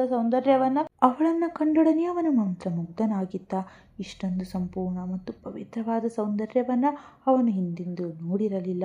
ಬಹುಶಃ ಈಗ ನೋಡುವ ದೃಶ್ಯವೇ ಬದಲಾಗಿತ್ತು. ಅವನು ಮೆಲ್ಲನೆ ಹೆಜ್ಜೆ ಇಡುತ್ತಾ ವೇದಿಕೆ ಮೇಲೆ ಬಂದ. ಸುಮಿತ್ರಮ್ಮ ಅವರಿಬ್ಬರಿಗೂ ದೃಷ್ಟಿ ತೆಗೆದರು. ಇಬ್ಬರ ಜೋಡಿ ಸೂರ್ಯ ಚಂದ್ರರಂತೆ ಕಂಗೊಳಿಸುತ್ತಿತ್ತು. ನಿಮ್ಮಲ್ಲಿ ಒಂದು ರೀತಿಯ ಹೊಸ ಕಳೆ ಬಂದಿದೆ ಮೇಡಮ್, ವಿಕ್ರಮ್ ಗೌಡ ಎಂದು ಅವಳತ್ತ ತಲೆಬಾಗಿ ಪಿಸುಗುಟ್ಟಿದ. ಅವಳ ಬಾಯಿಂದ ಯಾವುದೇ ಉತ್ತರ ಬರಲಿಲ್ಲ. ಸಭ್ಯತೆ ಮತ್ತು ನಾಚಿಕೆಯಿಂದ ಅವಳ ಕಣ್ಣುಗಳು ತಾನಾಗಿಯೇ ತಗ್ಗಿದವು. ಹಾಲ್ನಲ್ಲಿದ್ದ ಕೆಲವರ ಕಣ್ಣುಗಳಲ್ಲಿ ಹೊಟ್ಟೆ ಉರಿ ಇತ್ತು, ಇನ್ನು ಕೆಲವರ ಕಣ್ಣುಗಳಲ್ಲಿ ಮೆಚ್ಚುಗೆ ಇತ್ತು. ಕೆಟ್ಟ ಕಣ್ಣುಗಳು ಮನುಷ್ಯನನ್ನು ನಾಶ ಮಾಡಿಬಿಡುತ್ತವೆ. ಕೆಲವೊಮ್ಮೆ ಮನುಷ್ಯನ ಈ ದೃಷ್ಟಿದೋಷಕ್ಕೆ ತೀವ್ರವಾಗಿ ತುತ್ತಾಗುತ್ತಾನೆ. ಇದ್ದಕ್ಕಿದ್ದಂತೆ ಹಾಲ್ನ ಎಲ್ಲ ದೀಪಗಳೂ ಹಾರಿಹೋದವು. ಕೇವಲ ಒಂದು ಸ್ಪಾಟ್ಲೈಟ್ ಮಾತ್ರ ಉರಿದು ನವದಂಪತಿಗಳ ಮೇಲೆ ಬಿತ್ತು. ವಿಕ್ರಮ್ ಆರುಷಿಯ ಕೈ ಹಿಡಿದು ಪಕ್ಕದಲ್ಲಿದ್ದ ನೃತ್ಯ ಜಾಗಕ್ಕೆ ಕರೆದುಕೊಂಡು ಹೋದ. ಅವಳ ನಡುವಿನ ಮೇಲೆ ಕೈಯಿಟ್ಟು ಅವಳನ್ನು ತನ್ನ ಶರೀರಕ್ಕೆ ತೀರಾ ಹತ್ತಿರವಾಗಿ ಅಪ್ಪಿಕೊಂಡು ಆರುಷಿ ಭಯದಿಂದ ಅವನಿಗೆ ಒರಗಿದ್ದಳು. ಮೆಲ್ಲನೆಯ ಸಂಗೀತ ವಾದ್ಯದ ನಾದಕ್ಕೆ ಇಬ್ಬರು ಪರಸ್ಪರ ಅಪ್ಪಿಕೊಂಡು ವೃತ್ತಾಕಾರವಾಗಿ ಸುತ್ತತೊಡಗಿದ್ದರು. ಆ ಮಧುರವಾದ ಹಾಡಿನ ಸಾಲುಗಳು ಅವರಿಬ್ಬರ ಹೃದಯದ ಅಂತರಾಳದ ಭಾಷೆಯಾಗಿದ್ದವು. ಸುತ್ತಲೂ ಗಂಭೀರವಾದ ಮೌನ ಆವರಿಸಿತ್ತು. ಎಲ್ಲರ ದೃಷ್ಟಿ ಕೇವಲ ಅವರಿಬ್ಬರ ಮೇಲೆಯೇ ನೆಟ್ಟಿತ್ತು. ತಡಕ್ಕನೆ ಒಂದು ಕೆಂಪು ಬಣ್ಣದ ಲೇಸರ್ ಬೆಳಕು ವಿಕ್ರಮ್ನ ಎದೆಯ ಎಡಭಾಗದ ಮೇಲೆ ಹರಿದಾಡಿ ಆರುಷಿ ಗಮನ ಸೆಳೆದಳು. ಅವಳ ಉಸಿರು ನಿಂತಂತಾಗಿತ್ತು. ಹೆಜ್ಜೆಗಳು ಅಲ್ಲೇ ಸ್ತಬ್ಧವಾದವು. ವಿಕ್ರಮ್ ಅವಳು ಹೀಗೆ ಇದ್ದಕ್ಕಿದ್ದಂತೆ ನಿಂತು ಹೋದುದನ್ನು ಕಂಡು ಉಬ್ಬೇರಿಸಿ ಅವಳನ್ನು ನೋಡಿದ.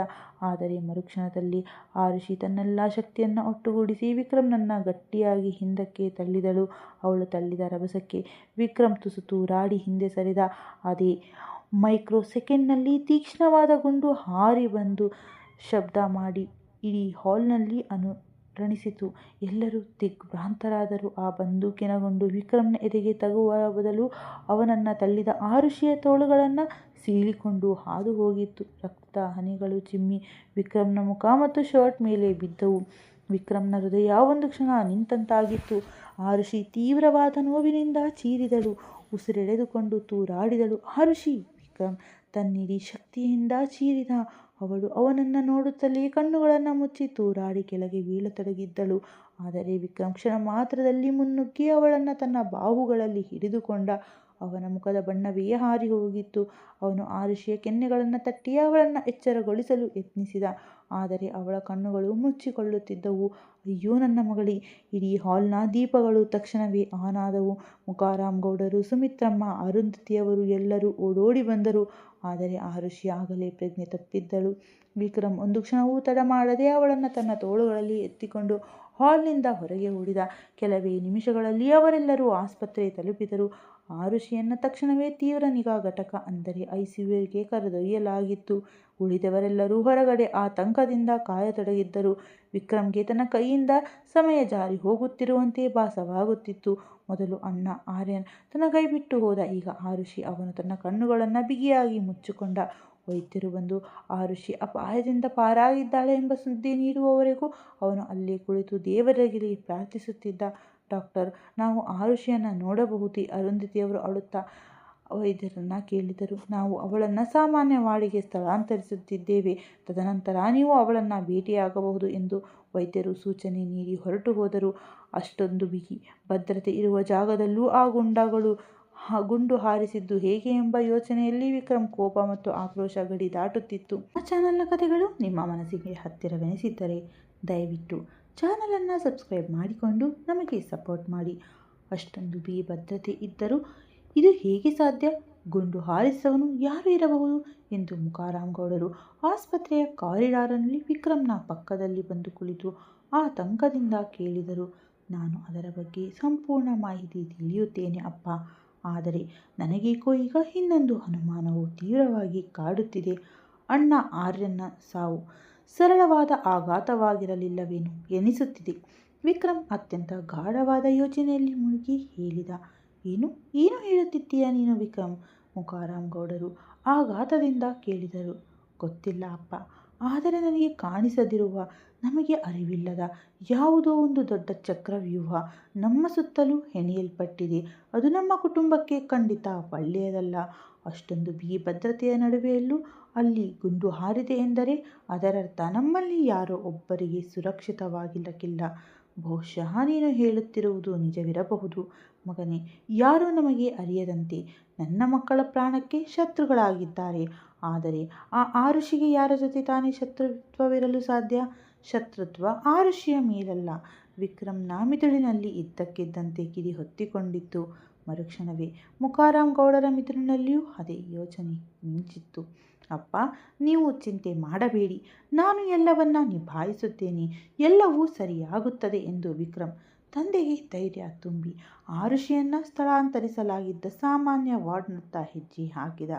ವಾರ್ಡಿನಲ್ಲಿ ಸುಮಿತ್ರಮ್ಮ ಮತ್ತೊಮ್ಮೆ ಆರುಷಿಗೆ ದೃಷ್ಟಿ ತೆಗೆಯುತ್ತಿದ್ದರು. ಇಡೀ ಕುಟುಂಬವೇ ಆರುಷಿಯ ಕೊಠಡಿಯಲ್ಲಿ ಹಾಜರಾಗಿತ್ತು. ಎಲ್ಲರ ಪ್ರೀತಿ ಮತ್ತು ಕಾಳಜಿಯನ್ನು ಕಂಡು ಆರುಷಿ ಸಣ್ಣಗೆ ಕಿರುನಗೆ ಬೀರಿದಳು. ಅದೃಷ್ಟವಶಾತ್ ಗುಂಡು ಅವಳ ಕೈಯ ಚರ್ಮವನ್ನು ಸೀಳಿಕೊಂಡು ಹೋಗಿತ್ತೇ ಹೊರತು ಆಳವಾಗಿ ಇಳಿದಿರಲಿಲ್ಲ.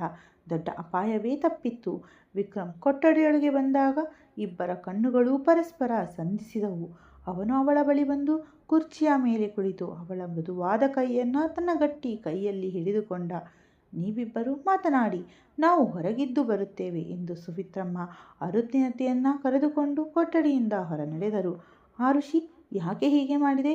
ವಿಕ್ರಮ್ ಅವಳ ಕೈಯನ್ನು ಹಿಡಿದು ಅದರ ಹಿಂಭಾಗವನ್ನು ಮೆಲ್ಲನೆ ಸವರುತ್ತಾ ಕೇಳಿದ. ನನಗೆ ಆ ಕ್ಷಣದಲ್ಲಿ ಯಾವುದು ಸರಿ ಎನಿಸಿತೋ ಅದನ್ನೇ ಮಾಡಿದೆ.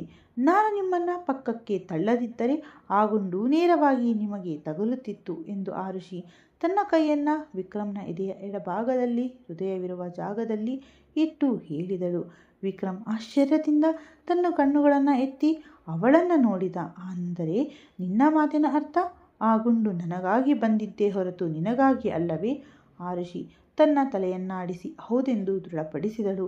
ಅಲ್ಲಿಯೇ ಎಲ್ಲವೂ ಸ್ಪಷ್ಟವಾಗಿತ್ತು. ಅಂದರೆ ಬಂದೂಕಿನ ಗುರಿ ಆರುಷಿಯಾಗಿರಲಿಲ್ಲ, ಬದಲಿಗೆ ಸ್ವತಃ ವಿಕ್ರಮ್ ಆಗಿದ್ದ. ಆ ಶೂಟರ್ ಬಂದಿದ್ದು ವಿಕ್ರಮ್ನನ್ನು ಮುಗಿಸಲು. ವಿಕ್ರಮ್ಗೆ ಈ ಚಕ್ರವ್ಯೂಹವನ್ನು ಬಿಡಿಸಲು ಸಾಧ್ಯವಾಗದರೆ ಹಳೆಯ ಮೇಲೆ ಗಂಟು ಮೂಟೆ ಕಟ್ಟಿಕೊಂಡು ಅವನ ತಲೆಯನ್ನು ಒಮ್ಮೆ ಗಟ್ಟಿಯಾಗಿ ಕೊಡವಿ. ಮತ್ತೆ ಅವಳತ್ತ ತಿರುಗಿದ. ತುಂಬ ನೋವಾಗ್ತಿದೆಯಾ? ಅವಳ ಕೆನ್ನೆಗಳನ್ನು ಪ್ರೀತಿಯಿಂದ ಸ್ಪರ್ಶಿಸುತ್ತಾ ಅತ್ಯಂತ ಮೃದುವಾದ ಧ್ವನಿಯಲ್ಲಿ ಕೇಳಿದ. ಸ್ವಲ್ಪ ಸ್ವಲ್ಪ. ಅವಳು ನೀರು ತುಂಬಿದ ಕಣ್ಣುಗಳಿಂದ ನಕ್ಕಳು.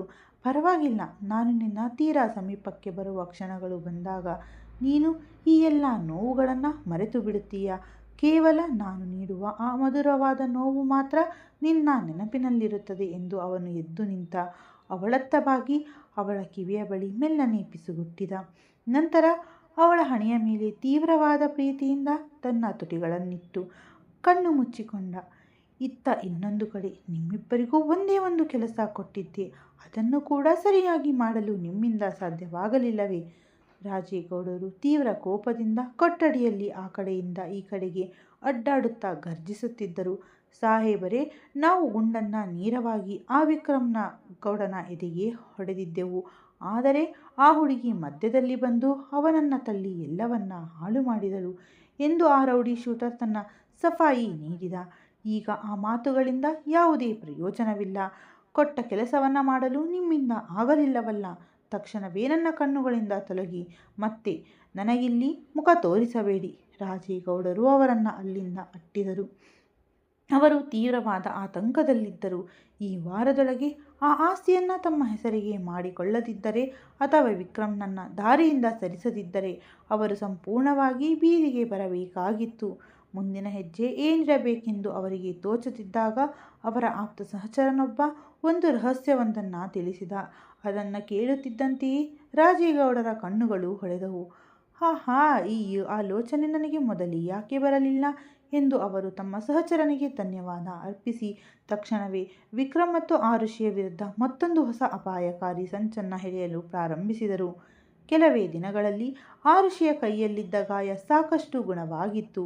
ವಿಕ್ರಮ್ ಅವಳನ್ನು ಅತ್ಯಂತ ಜಾಗರೂಕತೆಯಿಂದ ಪ್ರೀತಿಯಿಂದ ನೋಡಿಕೊಳ್ಳುತ್ತಿದ್ದ.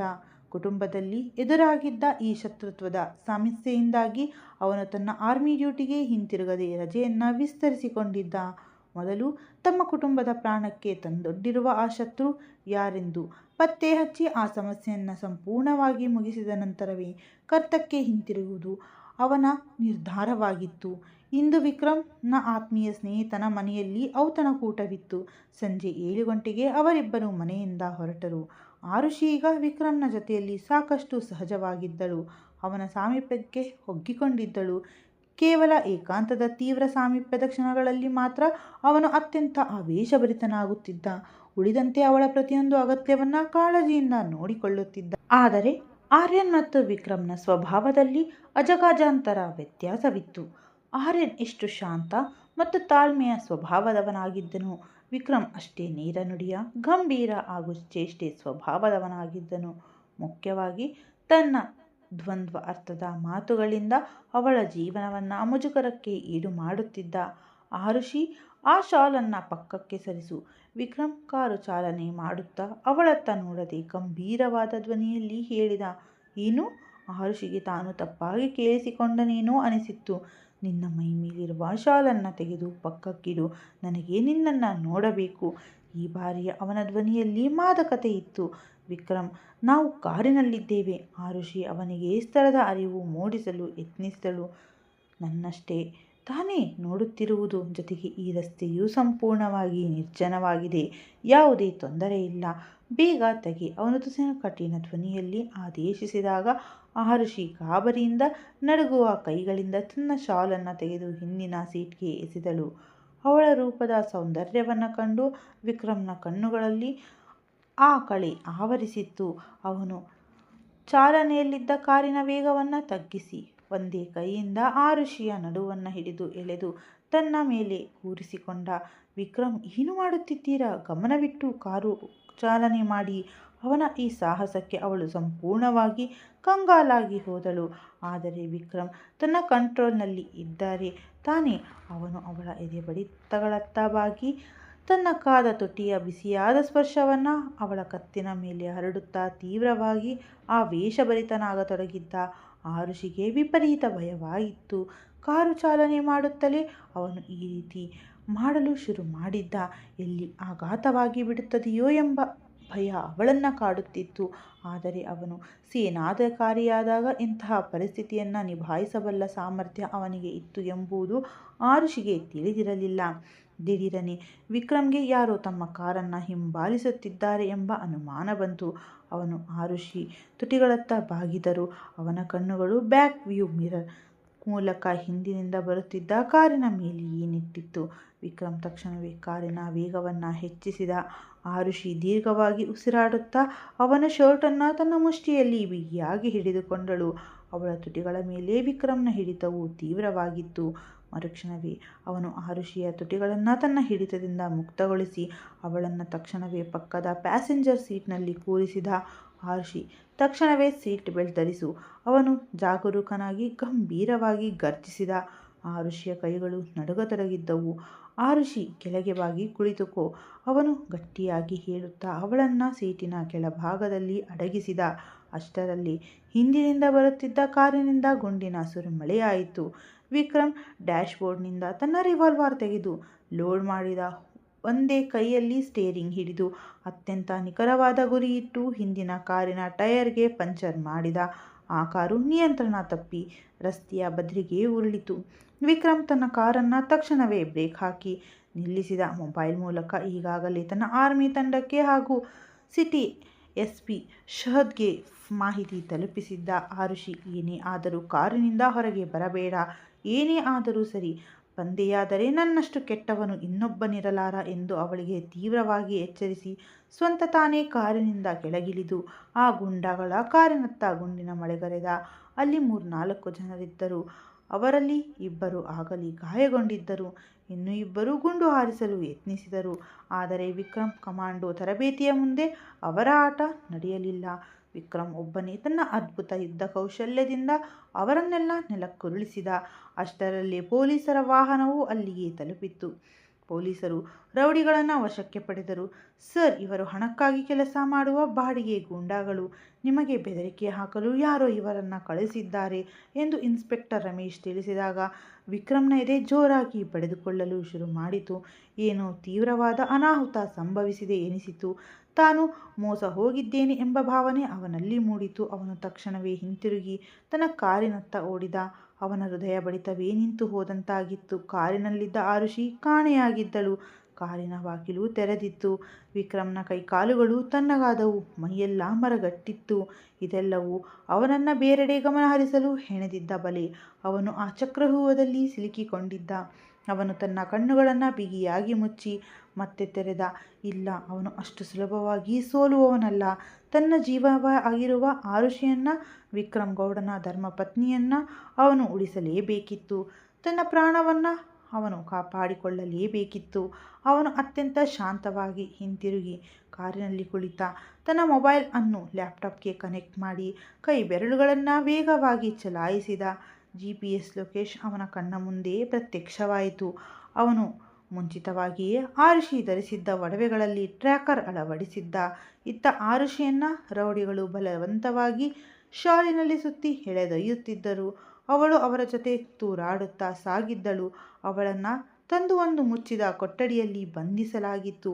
ಬಾಗಿಲು ತೆಗೆಯಿರಿ, ಯಾರಿದ್ದೀರಾ ಅಲ್ಲಿ, ಬಾಗಿಲು ತೆರೆಯಿರಿ, ಅವಳು ಒಳಗಿನಿಂದ ಗಟ್ಟಿಯಾಗಿ ಚೀರಿದಳು. ಆದರೆ ಯಾರೂ ಅವಳ ಶಬ್ದಕ್ಕೆ ಕಿವಿಗೊಡಲಿಲ್ಲ. ಅವಳು ಅಳುತ್ತಾ ಕೊಠಡಿಯ ಗೋಡೆಗೆ ಒರಗಿ ಕುಳಿತಳು. ಅವಳಿಗೆ ಕ್ಷಣ ಕ್ಷಣಕ್ಕೂ ವಿಕ್ರಮ್ನ ನೆನಪಾಗುತ್ತಿತ್ತು. ಅವನು ತನ್ನನ್ನು ಏಕೆ ಕಾಪಾಡಲು ಸಾಧ್ಯವಾಗಲಿಲ್ಲ? ಅವಳು ನಿರ್ದಯವಾಗಿ ತನ್ನ ಕಣ್ಣೀರನ್ನು ಒರೆಸಿಕೊಂಡು ಮೊಣಕಾಲಲ್ಲಿ ತಲೆ ಮುಚ್ಚಿಕೊಂಡು ಕುಳಿತಳು. ನಾನು ನಿಮ್ಮನ್ನು ಎಂದಿಗೂ ಕ್ಷಮಿಸುವುದಿಲ್ಲ ವಿಕ್ರಮ್ ಗೌಡ. ನನ್ನ ಬಗ್ಗೆ ನಿಮಗೇನೂ ಕಾಳಜಿ ಇಲ್ಲ. ಯಾವಾಗ ನೋಡಿದರೂ ಎಲ್ಲಿ ನೋಡಿದರೂ ಕೇವಲ ರೊಮ್ಯಾನ್ಸ್. ದಾಹದ ಮನುಷ್ಯ ಸಿಕ್ಕಿದ್ದಾನೆ ನನಗೆ ಎಂದು ಅವಳು ಕಣ್ಣೀರಿನಿಂದಲೇ ತನ್ನ ಕೆಂಪು ತುಟಿಗಳನ್ನು ಕೋಪದಿಂದ ಬಿಗಿಯಾಗಿ ಉಜ್ಜಿಕೊಂಡು ಇನ್ನಷ್ಟು ಕೆಂಪಗಾಗಿಸಿಕೊಂಡಳು. ದಡಕ್ಕನೆ ಕೊಠಡಿಯ ಬಾಗಿಲು ತೆರೆಯಿತು. ಆರುಷಿ ತಕ್ಷಣವೇ ಶಾಲನ್ನು ತನ್ನ ದೇಹದ ಸುತ್ತಲೂ ಬಿಗಿಯಾಗಿ ಸುತ್ತಿಕೊಂಡಳು. ಅಲ್ಲಿ ಬಾಗಿಲ ಬಳಿ ಬಂದು ನಿಂತ ಆ ವ್ಯಕ್ತಿಯನ್ನು ಕಂಡು ಅವಳ ಕಣ್ಣುಗಳು ಆಘಾತದಿಂದ ಅಗಲವಾದವು. ಆರುಷಿಯ ಕಾಲಡಿಯ ನೆಲವೇ ಕುಸಿದು ಬಿದ್ದಂತಾಗಿತ್ತು. ಚಿಕ್ಕಪ್ಪ, ನೀವು? ಇದು ಹೇಗೆ ಸಾಧ್ಯ? ಅವಳು ದಿಗಿಲಾಗಿ ಕೇಳಿದಳು. ಇತ್ತ ಗೌಡರ ಮನೆಯ ರಹಸ್ಯ ಸ್ಥಳದಲ್ಲಿ ವಿಕ್ರಮ್ ನೀನು ಇಲ್ಲಿದ್ದೀಯಾ? ನಿನಗೆ ಬುದ್ಧಿ ಇದೆಯಾ? ನಮ್ಮ ಆರುಷಿಯನ್ನು ಯಾರೋ ಅಪಹರಿಸಿಕೊಂಡು ಹೋಗಿದ್ದಾರೆ. ನೀನು ಇಲ್ಲಿದ್ದು ಏನು ಮಾಡುತ್ತಿದ್ದೀಯಾ ಎಂದು ಮುಖಾರಾಮ್ ಗೌಡರು ತೀವ್ರ ಆತಂಕದಿಂದ ವಿಕ್ರಮ್ ಬಳಿ ಬಂದು ಕೇಳಿದರು. ಏಕೆಂದರೆ ಅವಳು ಅಪಹರಣಕ್ಕೊಳಗಾಗಬೇಕು ಎಂಬುದು ಸ್ವಂತ ನಿಮ್ಮ ಮಗನ ಆಸೆಯಾಗಿತ್ತು ಅಪ್ಪ. ವಿಕ್ರಮ್ ಅತ್ಯಂತ ಶಾಂತವಾಗಿ ನುಡಿದ. ಮುಖಾರಾಮ್ ಗೌಡರು ಆಘಾತದಿಂದ ಅವನನ್ನೇ ನೋಡಿದರು. ಏನು? ನಿನ್ನ ಮಾತಿನ ಅರ್ಥವೇನು? ಅವಳು ಎಲ್ಲಿದ್ದಾಳೆ ಎಂದು ನಿನಗೆ ಗೊತ್ತಿದೆಯೇ? ಖಂಡಿತ ಗೊತ್ತು ಅಪ್ಪ. ಆದರೆ ನೀವು ಧೈರ್ಯವಾಗಿರಿ. ಈ ವಿಕ್ರಮ್ ಗೌಡನ ಎದೆಯಲ್ಲಿ ಉಸಿರಿರುವವರೆಗೂ ಆರುಷಿಗೆ ಏನೂ ಆಗಲು ನಾನು ಬಿಡುವುದಿಲ್ಲ ಎಂದು ವಿಕ್ರಮ್ ತಂದೆಗೆ ಸಂಪೂರ್ಣ ಭರವಸೆಯನ್ನು ನೀಡಿದ. ಆರುಷಿ ಸುರಕ್ಷಿತವಾಗಿ ಹಿಂತಿರುಗುವವರೆಗೆ ಮುಖಾರಾಮ್ ಗೌಡರು ಮನೆಗೆ ಹೋಗಲು ಸಾಧ್ಯವಿರಲಿಲ್ಲ. ಅವರು ವಿಕ್ರಮ್ನ ಈ ರಹಸ್ಯ ಕೊಠಡಿಯಲ್ಲಿ ಉಳಿದುಕೊಂಡರು. ವಿಕ್ರಮ್ ತಂದೆಗೆ ಎಲ್ಲ ಸತ್ಯವನ್ನು ತಿಳಿಸಿ ತನ್ನ ಸೇನಾ ಪಡೆಯೊಂದಿಗೆ ಕಾರ್ಯಾಚರಣೆಗೆ ಹೊಂಟ. ನನಗೆ ಪ್ರಾರ್ಥಿಸಿ ಅಪ್ಪ, ನಾನು ಗೆದ್ದು ಹಿಂತಿರುಗುತ್ತೇನೆ ಎಂದು ವಿಕ್ರಮ್ ಹೊರಟಾಗ ಮುಖಾರಾಮ್ ಗೌಡರು, ಆ ಭಗವಂತ ನಿನ್ನನ್ನು ಕಾಪಾಡಲಿ ಮಗನೇ ಎಂದು ಅಂತರಾಳದಿಂದ ಹಾರೈಸಿದರು. ಅತ್ತ ಬಂದಿಖಾನೆಯಲ್ಲಿ ರಾಜೇಗೌಡರೇ, ನನಗೆ ನೀವು ನನ್ನನ್ನು ಗುರುತಿಸುವುದು ಇಲ್ಲ ಎನಿಸಿತು. ಆದರೆ ನಿಮ್ಮ ಜ್ಞಾಪಕ ಶಕ್ತಿ ಇನ್ನೂ ಚೆನ್ನಾಗಿದೆಯಲ್ಲ ಎಂದು ರಾಜೇಗೌಡರು ಕುಹಕ ನಗು ನಕ್ಕರು. ನನಗೇಕೆ ಇಲ್ಲಿ ಕರೆತಂದಿದ್ದೀರಾ ಚಿಕ್ಕಪ್ಪ? ನಿಮಗೂ ನನಗೂ ಏನು ಶತ್ರುತ್ವ? ಆರುಷಿ ಇನ್ನೂ ಅಸಹಾಯಕವಾಗಿ ಪ್ರಶ್ನಿಸುತ್ತಿದ್ದಳು. ನೋಡು ಆರುಷಿ, ನನಗೂ ನಿನಗೂ ಯಾವುದೇ ವೈಯಕ್ತಿಕ ಶತ್ರುತ್ವವಿಲ್ಲ. ಸುಮ್ಮನೆ ಈ ಕಾಗದಗಳ ಮೇಲೆ ಸಹಿ ಮಾಡಿಬಿಡು. ನಿನ್ನನ್ನು ಸುರಕ್ಷಿತವಾಗಿ ಮನೆಗೆ ತಲುಪಿಸುವ ವ್ಯವಸ್ಥೆ ಮಾಡುತ್ತೇನೆ ಎಂದು ರಾಜೇಗೌಡರು ಕೆಲ ಪತ್ರಗಳನ್ನು ಅವಳತ್ತ ಚಾಚಿದರು. ಇದರಲ್ಲೇನಿದೆ? ಹೆಚ್ಚೇನೂ ಇಲ್ಲ. ನಿನ್ನ ತಂದೆ ತಾಯಿ ತೀರಿ ಹೋಗುವ ಮುನ್ನ ನಮ್ಮ ಕೋಟಿ ಕೋಟಿ ಮೌಲ್ಯದ ಆಸ್ತಿ ಬಿಸ್ನೆಸ್ ಎಲ್ಲವನ್ನ ನಿನ್ನ ಹೆಸರಿಗೆ ಬರೆದಿಟ್ಟು ಹೋಗಿದ್ದಾರೆ. ಈಗ ಆ ಎಲ್ಲ ಆಸ್ತಿಯನ್ನು ನನ್ನ ಚಿಕ್ಕಪ್ಪ ಅಂದರೆ ರಾಜೇಗೌಡರ ಹೆಸರಿಗೆ ವರ್ಗಾಯಿಸುತ್ತಿದ್ದೀಯ ಎಂದು ಬರೆಯಲಾಗಿದೆ ಅಷ್ಟೇ. ಆದರೆ ಚಿಕ್ಕಪ್ಪ, ಆ ಆಸ್ತಿಯೆಲ್ಲವೂ ಈಗಾಗಲೇ ನಿಮ್ಮ ಹತ್ತಿರವೇ ಇದೆಯಲ್ಲ. ಆರುಷಿಗೆ ಏನೂ ಅರ್ಥವಾಗಲಿಲ್ಲ. ಹೌದು, ಆದರೆ ಕಾನೂನುಬದ್ಧವಾಗಿ ಅದು ನಿನ್ನ ಹೆಸರಿನಲ್ಲಿದೆ. ಈಗ ಅದನ್ನು ನನ್ನ ಹೆಸರಿಗೆ ಮಾಡು. ಇಲ್ಲವಾದರೆ ರಾಜೇಗೌಡರು ಅವರ ಕಿವಿಯ ಬಳಿ ಬಂದು ಬಾಗಿ ಭೀಕರವಾಗಿ ಪಿಸುಗುಟ್ಟಿದರು. ಇಲ್ಲವಾದರೆ ನೀನು ಮತ್ತೊಮ್ಮೆ ವಿಧವೆಯಾಗಲು ಸಿದ್ಧಳಾಗು. ಆ ಮಾತು ಕೇಳಿ ಆರುಷಿಯ ಇಡೀ ದೇಹ ಕಂಪಿಸಿತು. ವಿಧವೆ ಎಂಬ ಪದ ಅವಳ ಕಿವಿಯಲ್ಲಿ ಸೀಸಾ ಹೊಯ್ದಂತೆ ಬಿತ್ತು. ಅವಳ ಕಣ್ಣುಗಳಿಂದ ತಡೆಯಿಲ್ಲದೆ ಕಣ್ಣೀರು ಹರಿಯತೊಡಗಿತ್ತು. ಅಂದರೆ ಅಂದು ಆರ್ಯನ್ ಅವರ ಆಘಾತ? ಅವಳ ಗಂಟಲಲ್ಲಿ ಮಾತು ಸಿಲುಕಿಕೊಂಡಿತ್ತು. ಹೌದು, ನಾನೇ ಮಾಡಿಸಿದ್ದು. ರಾಜೇಗೌಡರು ನಿರ್ದಯವಾಗಿ ನಕ್ಕರು. ಆರ್ಯನನ್ನು ಮುಗಿಸಿದ ಮೇಲೆ ನಿನ್ನನ್ನು ನನ್ನ ಮಗ ರಘುವಿಗೆ ಕೊಟ್ಟು ಮದುವೆ ಮಾಡಿ ಆಸ್ತಿ ಪಡೆಯುವುದು ನನ್ನ ಪ್ಲ್ಯಾನ್ ಆಗಿತ್ತು. ಆದರೆ ಆ ವಿಕ್ರಮ್ ಗೌಡ ಮಧ್ಯದಲ್ಲಿ ಬಂದು ನಿನ್ನನ್ನು ಮದುವೆಯಾದ. ಈಗ ಕೊನೆಯ ದಾರಿ ಎಂದರೆ ಈ ಪತ್ರಗಳಿಗೆ ಸಹಿ ಮಾಡು. ಇಲ್ಲದಿದ್ದರೆ ವಿಕ್ರಮ್ನನ್ನು ಆರ್ಯನ್ ಇದ್ದಲ್ಲಿಗೆ ಕಳುಹಿಸುತ್ತೇನೆ. ಪ್ರತಿಯೊಂದು ಬಾರಿಯೂ ಗುಂಡು ತಪ್ಪುವುದಿಲ್ಲ, ನೆನಪಿಡು. ಆರುಷಿ ಮೈಕೈ ನಡುಗತೊಡಗಿತ್ತು. ಹಣ ಮತ್ತು ಆಸ್ತಿಗಾಗಿ ಮನುಷ್ಯ ಇಷ್ಟೊಂದು ರಾಕ್ಷಸನಾಗಬಹುದೇ? ಆರ್ಯನ್ನ ಪ್ರಾಣ ಹೋಗಿದ್ದು ಈ ಆಸ್ತಿಗಾಗಿಯೇ? ಅವಳು ಕಣ್ಣೀರನ್ನು ಒರೆಸಿಕೊಂಡು ತನ್ನ ಚಿಕ್ಕಪ್ಪನನ್ನು ದಿಟ್ಟಿಸಿ ನೋಡಿದಳು. ಚಿಕ್ಕಪ್ಪ, ನೀವು ಒಮ್ಮೆ ಪ್ರೀತಿಯಿಂದ ಕೇಳಿದರೆ ನಾನು ಕಣ್ಣು ಮುಚ್ಚಿಕೊಂಡು ಈ ಎಲ್ಲ ಆಸ್ತಿಯನ್ನು ನಿಮ್ಮ ಹೆಸರಿಗೆ ಬರೆದು ಕೊಡುತ್ತಿದ್ದೆ. ಆದರೆ ನೀವು ಒಬ್ಬ ನಿರಪರಾಧಿಯ ಜೀವ ತೆಗೆದಿದ್ದೀರಾ. ಈಗ ನನ್ನ ಗಂಡ ವಿಕ್ರಮ್ರ ಜೀವವನ್ನು ತೆಗೆಯುವುದಾಗಿ ಬೆದರಿಕೆ ಹಾಕುತ್ತಿದ್ದೀರಾ. ಇಷ್ಟೆಲ್ಲ ಆದ ಮೇಲೆ ನಾನು ಈ ಪತ್ರಗಳಿಗೆ ಸಹಿ ಮಾಡುತ್ತೇನೆ ಎಂದುಕೊಂಡಿದ್ದೀರಾ? ಅವಳ ಧ್ವನಿಯಲ್ಲಿದ್ದ ಗಾಂಭೀರ್ಯತೆ ಮತ್ತು ಕಠೋರತೆಯನ್ನು ಕಂಡು ರಾಜೇಗೌಡರಿಗೆ ಏನು ಅನಾಹುತದ ವಾಸನೆ ಹೊಳೆಯಿತು. ಮರುಕ್ಷಣವೇ ಆರುಷಿ ಆ ಎಲ್ಲ ಆಸ್ತಿ ಪತ್ರಗಳನ್ನು ಕಿತ್ತು ಚೂರು ಚೂರಾಗಿ ಹರಿದು ರಾಜೇಗೌಡರ ಮುಖದ ಮೇಲೆ ಎಸೆದಳು. ಏಯ್, ಎಷ್ಟು ಧೈರ್ಯ ನಿನಗೆ? ರಾಜೇಗೌಡರು ಗರ್ಜಿಸುವಷ್ಟರಲ್ಲಿ ಸಾಹೇಬ್ರೆ, ದಾಳಿಯಾಗಿದೆ, ಇಲ್ಲಿಂದ ತಕ್ಷಣವೇ ಓಡಿ ಎಂದು ಅವರ ರೌಡಿಯೊಬ್ಬ ಓಡೋಡಿ ಬಂದು ತಿಳಿಸಿದ. ರಾಜೇಗೌಡರು ಕಂಗಾಲಾಗಿ ಹೊರಗೆ ಓಡಲು ಯತ್ನಿಸಿದರು. ಆದರೆ ಅಷ್ಟರಲ್ಲಿ ಅವರ ಅಡಗುತಾಣವನ್ನು ಸೇನಾ ಪಡೆಗಳು ಮತ್ತು ಪೊಲೀಸರು ಸುತ್ತುವರೆದಿದ್ದರು. ಬಾಗಿಲನ್ನು ಮುರಿದುಕೊಂಡು ವಿಕ್ರಮ್ ಒಳಗೆ ಬಂದ. ಅವನು ಮೃಗದಂತೆ ಮುನ್ನುಗ್ಗಿ ರಾಜೇಗೌಡರ ದವಡೆಗೆ ಬಲವಾದ ಒಂದೇ ಒಂದು ಏಟು ನೀಡಿದ. ರಾಜೇಗೌಡರ ಬಾಯಿಂದ ರಕ್ತ ಚಿಮ್ಮಿತ್ತು. ಇದು ನನ್ನ ಅಣ್ಣ ಆರ್ಯನನ್ನು ಕೊಂದಿದ್ದಕ್ಕೆ. ವಿಕ್ರಮ್ ಮತ್ತೊಮ್ಮೆ ಪ್ರಚಂಡ ಮುಕ್ಕಿ ನೀಡಿದ. ಇದು ನನ್ನ ಹೆಂಡತಿಯ ಮೇಲೆ ಗುಂಡು ಹಾರಿಸಿದ್ದಕ್ಕೆ. ಮತ್ತೊಂದು ಭೀಕರ ಏಟು ಬಿತ್ತು. ಇದು ನನ್ನ ಹೆಂಡತಿಯನ್ನು ಅಪಹರಿಸಿದ್ದಕ್ಕೆ. ಕೊನೆಯ ಮುಷ್ಟಿ ಏಟು ಎಷ್ಟು ತೀವ್ರವಾಗಿತ್ತೆಂದರೆ ರಾಜೇಗೌಡರು ಪ್ರಜ್ಞೆ ತಪ್ಪಿ ನೆಲಕ್ಕೆ ಬಿದ್ದರು. ಇನ್ಸ್ಪೆಕ್ಟರ್ ರಮೇಶ್ ಮತ್ತು ಅವರ ತಂಡ ರಾಜೇಗೌಡರನ್ನ ಮತ್ತು ಅವರ ಬೆಂಬಲಿಗರನ್ನ ಬಂಧಿಸಿ ಎಳೆದೊಯ್ದರು. ವಿಕ್ರಮ್ ಮುನ್ನುಗ್ಗಿ ಬಂದು ಆರುಷಿಯನ್ನ ಬಿಗಿಯಾಗಿ ತನ್ನ ಎದೆಗೆ ಅಪ್ಪಿಕೊಂಡ. ಆರುಷಿಗೆ ಪ್ರಪಂಚದ ಸಮಸ್ತ ನೆಮ್ಮದಿಯೂ ಅವನ ಬಾಹುಗಳಲ್ಲೇ ಇದೆ ಎನಿಸಿತ್ತು. ನಿಜವೆಂದರೆ ವಿಕ್ರಮ್ ಆರುಷಿಯ ರಕ್ಷಣೆಯ ದೃಷ್ಟಿಯಿಂದ ಅವಳಿಗೆ ತಿಳಿಯದಂತೆ ಅವಳ ಹೆಗಲ ಮೇಲಿನ ಚರ್ಮದ ಅಡಿಯಲ್ಲಿ GPS ಮೈಕ್ರೋಚಿಪ್ ಅನ್ನು ಮುಂಚಿತವಾಗಿಯೇ ಅಳವಡಿಸಿದ್ದ. ಅವಳು ಜಗತ್ತಿನ ಯಾವುದೇ ಮೂಲೆಯಲ್ಲಿದ್ದರೂ ವಿಕ್ರಮ್ಗೆ ಅವಳನ್ನು ಹುಡುಕುವುದು ಕಷ್ಟವಾಗಿರಲಿಲ್ಲ. ಕೆಲವೇ ತಿಂಗಳ ನಂತರ ಗೌಡರ ಮನೆಯಲ್ಲಿ ಸಂಭ್ರಮವೋ ಸಂಭ್ರಮ. ಕುಟುಂಬದವರ ಮದುವೆಯೊಂದಕ್ಕೆ ಇಡೀ ಕುಟುಂಬವೇ ಸಿದ್ಧವಾಗುತ್ತಿತ್ತು. ಆರುಷಿ ಕನ್ನಡಿಯ ಮುಂದೆ ನಿಂತು ಕಿವಿಗೆ ಜುಮುಕಿ ಧರಿಸುತ್ತಿದ್ದಳು. ಅವಳ ಸೌಂದರ್ಯವನ್ನು ಕಂಡ ವಿಕ್ರಮ್ ಕಣ್ಮೆಕ್ಕೆಯಿಂದ ನೋಡುತ್ತಿದ್ದ. ದೇವಲೋಕದ ಅಪ್ಸರೆಯಂತೆ ಕಂಗೊಳಿಸುತ್ತಿದ್ದ ಅವಳ ಸೌಂದರ್ಯಕ್ಕೆ ಅವನು ಮಂತ್ರಮುಗ್ಧನಾಗಿದ್ದ. ಅವನು ಮೆಲ್ಲನೆ ಹಿಂಭಾಗದಿಂದ ಬಂದು ಅವಳ ತುಟಿಗಳತ್ತ ಬಾಗಲು ಯತ್ನಿಸಿದ. ವಿಕ್ರಮ್, ಪ್ಲೀಸ್, ಈಗಷ್ಟೇ ಮೇಕಪ್ ಮಾಡಿಕೊಂಡಿದ್ದೇನೆ, ಹಾಳು ಮಾಡಬೇಡಿ, ಹೊರಡಲು ತಡವಾಗುತ್ತದೆ ಎಂದು ಆರುಷಿ ಮುಗ್ಧತೆಯಿಂದ ಬೇಡಿಕೊಂಡಳು. ತನ್ನನ್ನು ಹೀಗೆ ದೂರ ತಳ್ಳಿದ್ದು ವಿಕ್ರಮ್ಗೆ ತುಸು ಕೋಪ ತರಿಸಿತ್ತು. ಅವನು ತಕ್ಷಣವೇ ಅವಳನ್ನು ತನ್ನ ಬಿಗಿ ಅಪ್ಪುಗೆಯಲ್ಲಿ ಬಂಧಿಸಿ ಅವಳ ಕೆಂಪು ತುಟಿಗಳನ್ನು ಆವೇಶದಿಂದ ಆಕ್ರಮಿಸಿದ. ಆರುಷಿಯ ಉಸಿರಾಟ ಚೆಲ್ಲಾಪಿಲ್ಲಿಯಾಯಿತು. ಆದರೆ ವಿಕ್ರಮ್ಗೆ ಅವಳ ಮೇಲೆ ಸ್ವಲ್ಪವೂ ಕರುಣೆ ಬರಲಿಲ್ಲ. ತನ್ನ ಆಸೆಯನ್ನು ತೃಪ್ತಿಯಾಗಿ ತೀರಿಸಿಕೊಂಡು ಅವನು ಹಿಂದೆ ಸರಿದಾಗ ಆರುಷಿ ತೂರಾಡಿ ಅವನ ಎದೆಯ ಮೇಲೆ ಒರಗಿಕೊಂಡಳು. ವಿಕ್ರಮ್ ಅವಳನ್ನು ಬಿಗಿಯಾಗಿ ಅಪ್ಪಿಕೊಂಡು ಅವಳ ಕತ್ತಿನ ಮೇಲೆ ತನ್ನ ಬಿಸಿಯಾದ ಮುದ್ರೆಯನ್ನಿಟ್ಟ. ತುಂಬ ಕ್ರೂರಿ ನೀವು ವಿಕ್ರಮ್, ಅವಳು ಅವನ ಎದೆಗೆ ಒರಗಿಕೊಂಡೇ ದೂರು ನೀಡಿದಳು. ಕ್ರೂರತ್ವ ಎಂದರೆ ಏನು ಎಂದು ಇಂದು ರಾತ್ರಿ ತೋರಿಸುತ್ತೇನೆ ಬಿಡು. ನೀನು ನನ್ನ ನಿಯಂತ್ರಣ ತಪ್ಪಿಸುತ್ತಿದ್ದೀಯಾ ಎಂದು ವಿಕ್ರಮ್ ನಕ್ಕ. ಅಯ್ಯೋ ಗೌಡರೇ, ನಾನು ನಿಮ್ಮ ನಿಯಂತ್ರಣ ತಪ್ಪಿಸುತ್ತಿಲ್ಲ, ನಿಮ್ಮ ಆಸೆಗಳನ್ನು ಪೂರೈಸುತ್ತಿದ್ದೇನೆ ಅಷ್ಟೇ ಎಂದು ಹೇಳುತ್ತಿದ್ದಂತೆಯೇ ಆರುಷಿಗೆ ಇದ್ದಕ್ಕಿದ್ದಂತೆ ತೀವ್ರವಾದ ತಲೆಸುತ್ತು ಮತ್ತು ವಾಕರಿಕೆ ಬಂದಂತಾಗಿತ್ತು. ಅವಳು ತಕ್ಷಣವೇ ಶೌಚಾಲಯದತ್ತ ಓಡಿದಳು. ಆರುಷಿ, ಏನಾಯಿತು? Are you okay? ವಿಕ್ರಮ್ ಆತಂಕದಿಂದ ಓಡಿ ಬಂದು ಅವಳ ಬೆನ್ನನ್ನು ಸವರಿದ. ಗೊತ್ತಿಲ್ಲ, ಪದೇ ಪದೇ ವಾಂತಿ ಬಂದಂತಾಗುತ್ತಿದೆ, ಮೈಯೆಲ್ಲ ಸಡಿಲವಾಗುತ್ತಿದೆ, ಅವಳು ಸುಸ್ತಾಗಿ ಹೇಳಿದಳು. ವಿಕ್ರಮ್ ಅವಳನ್ನು ತನ್ನ ಎದೆಗೆ ಆನಿಸಿಕೊಂಡು, ನಡಿ, ತಕ್ಷಣವೇ ವೈದ್ಯರ ಬಳಿಗೆ ಹೋಗೋಣ ಎಂದ. ಅಯ್ಯೋ ಬೇಡ, ಇಂದು ಮದುವೆಗೆ ಹೋಗಬೇಕಲ್ಲವೇ?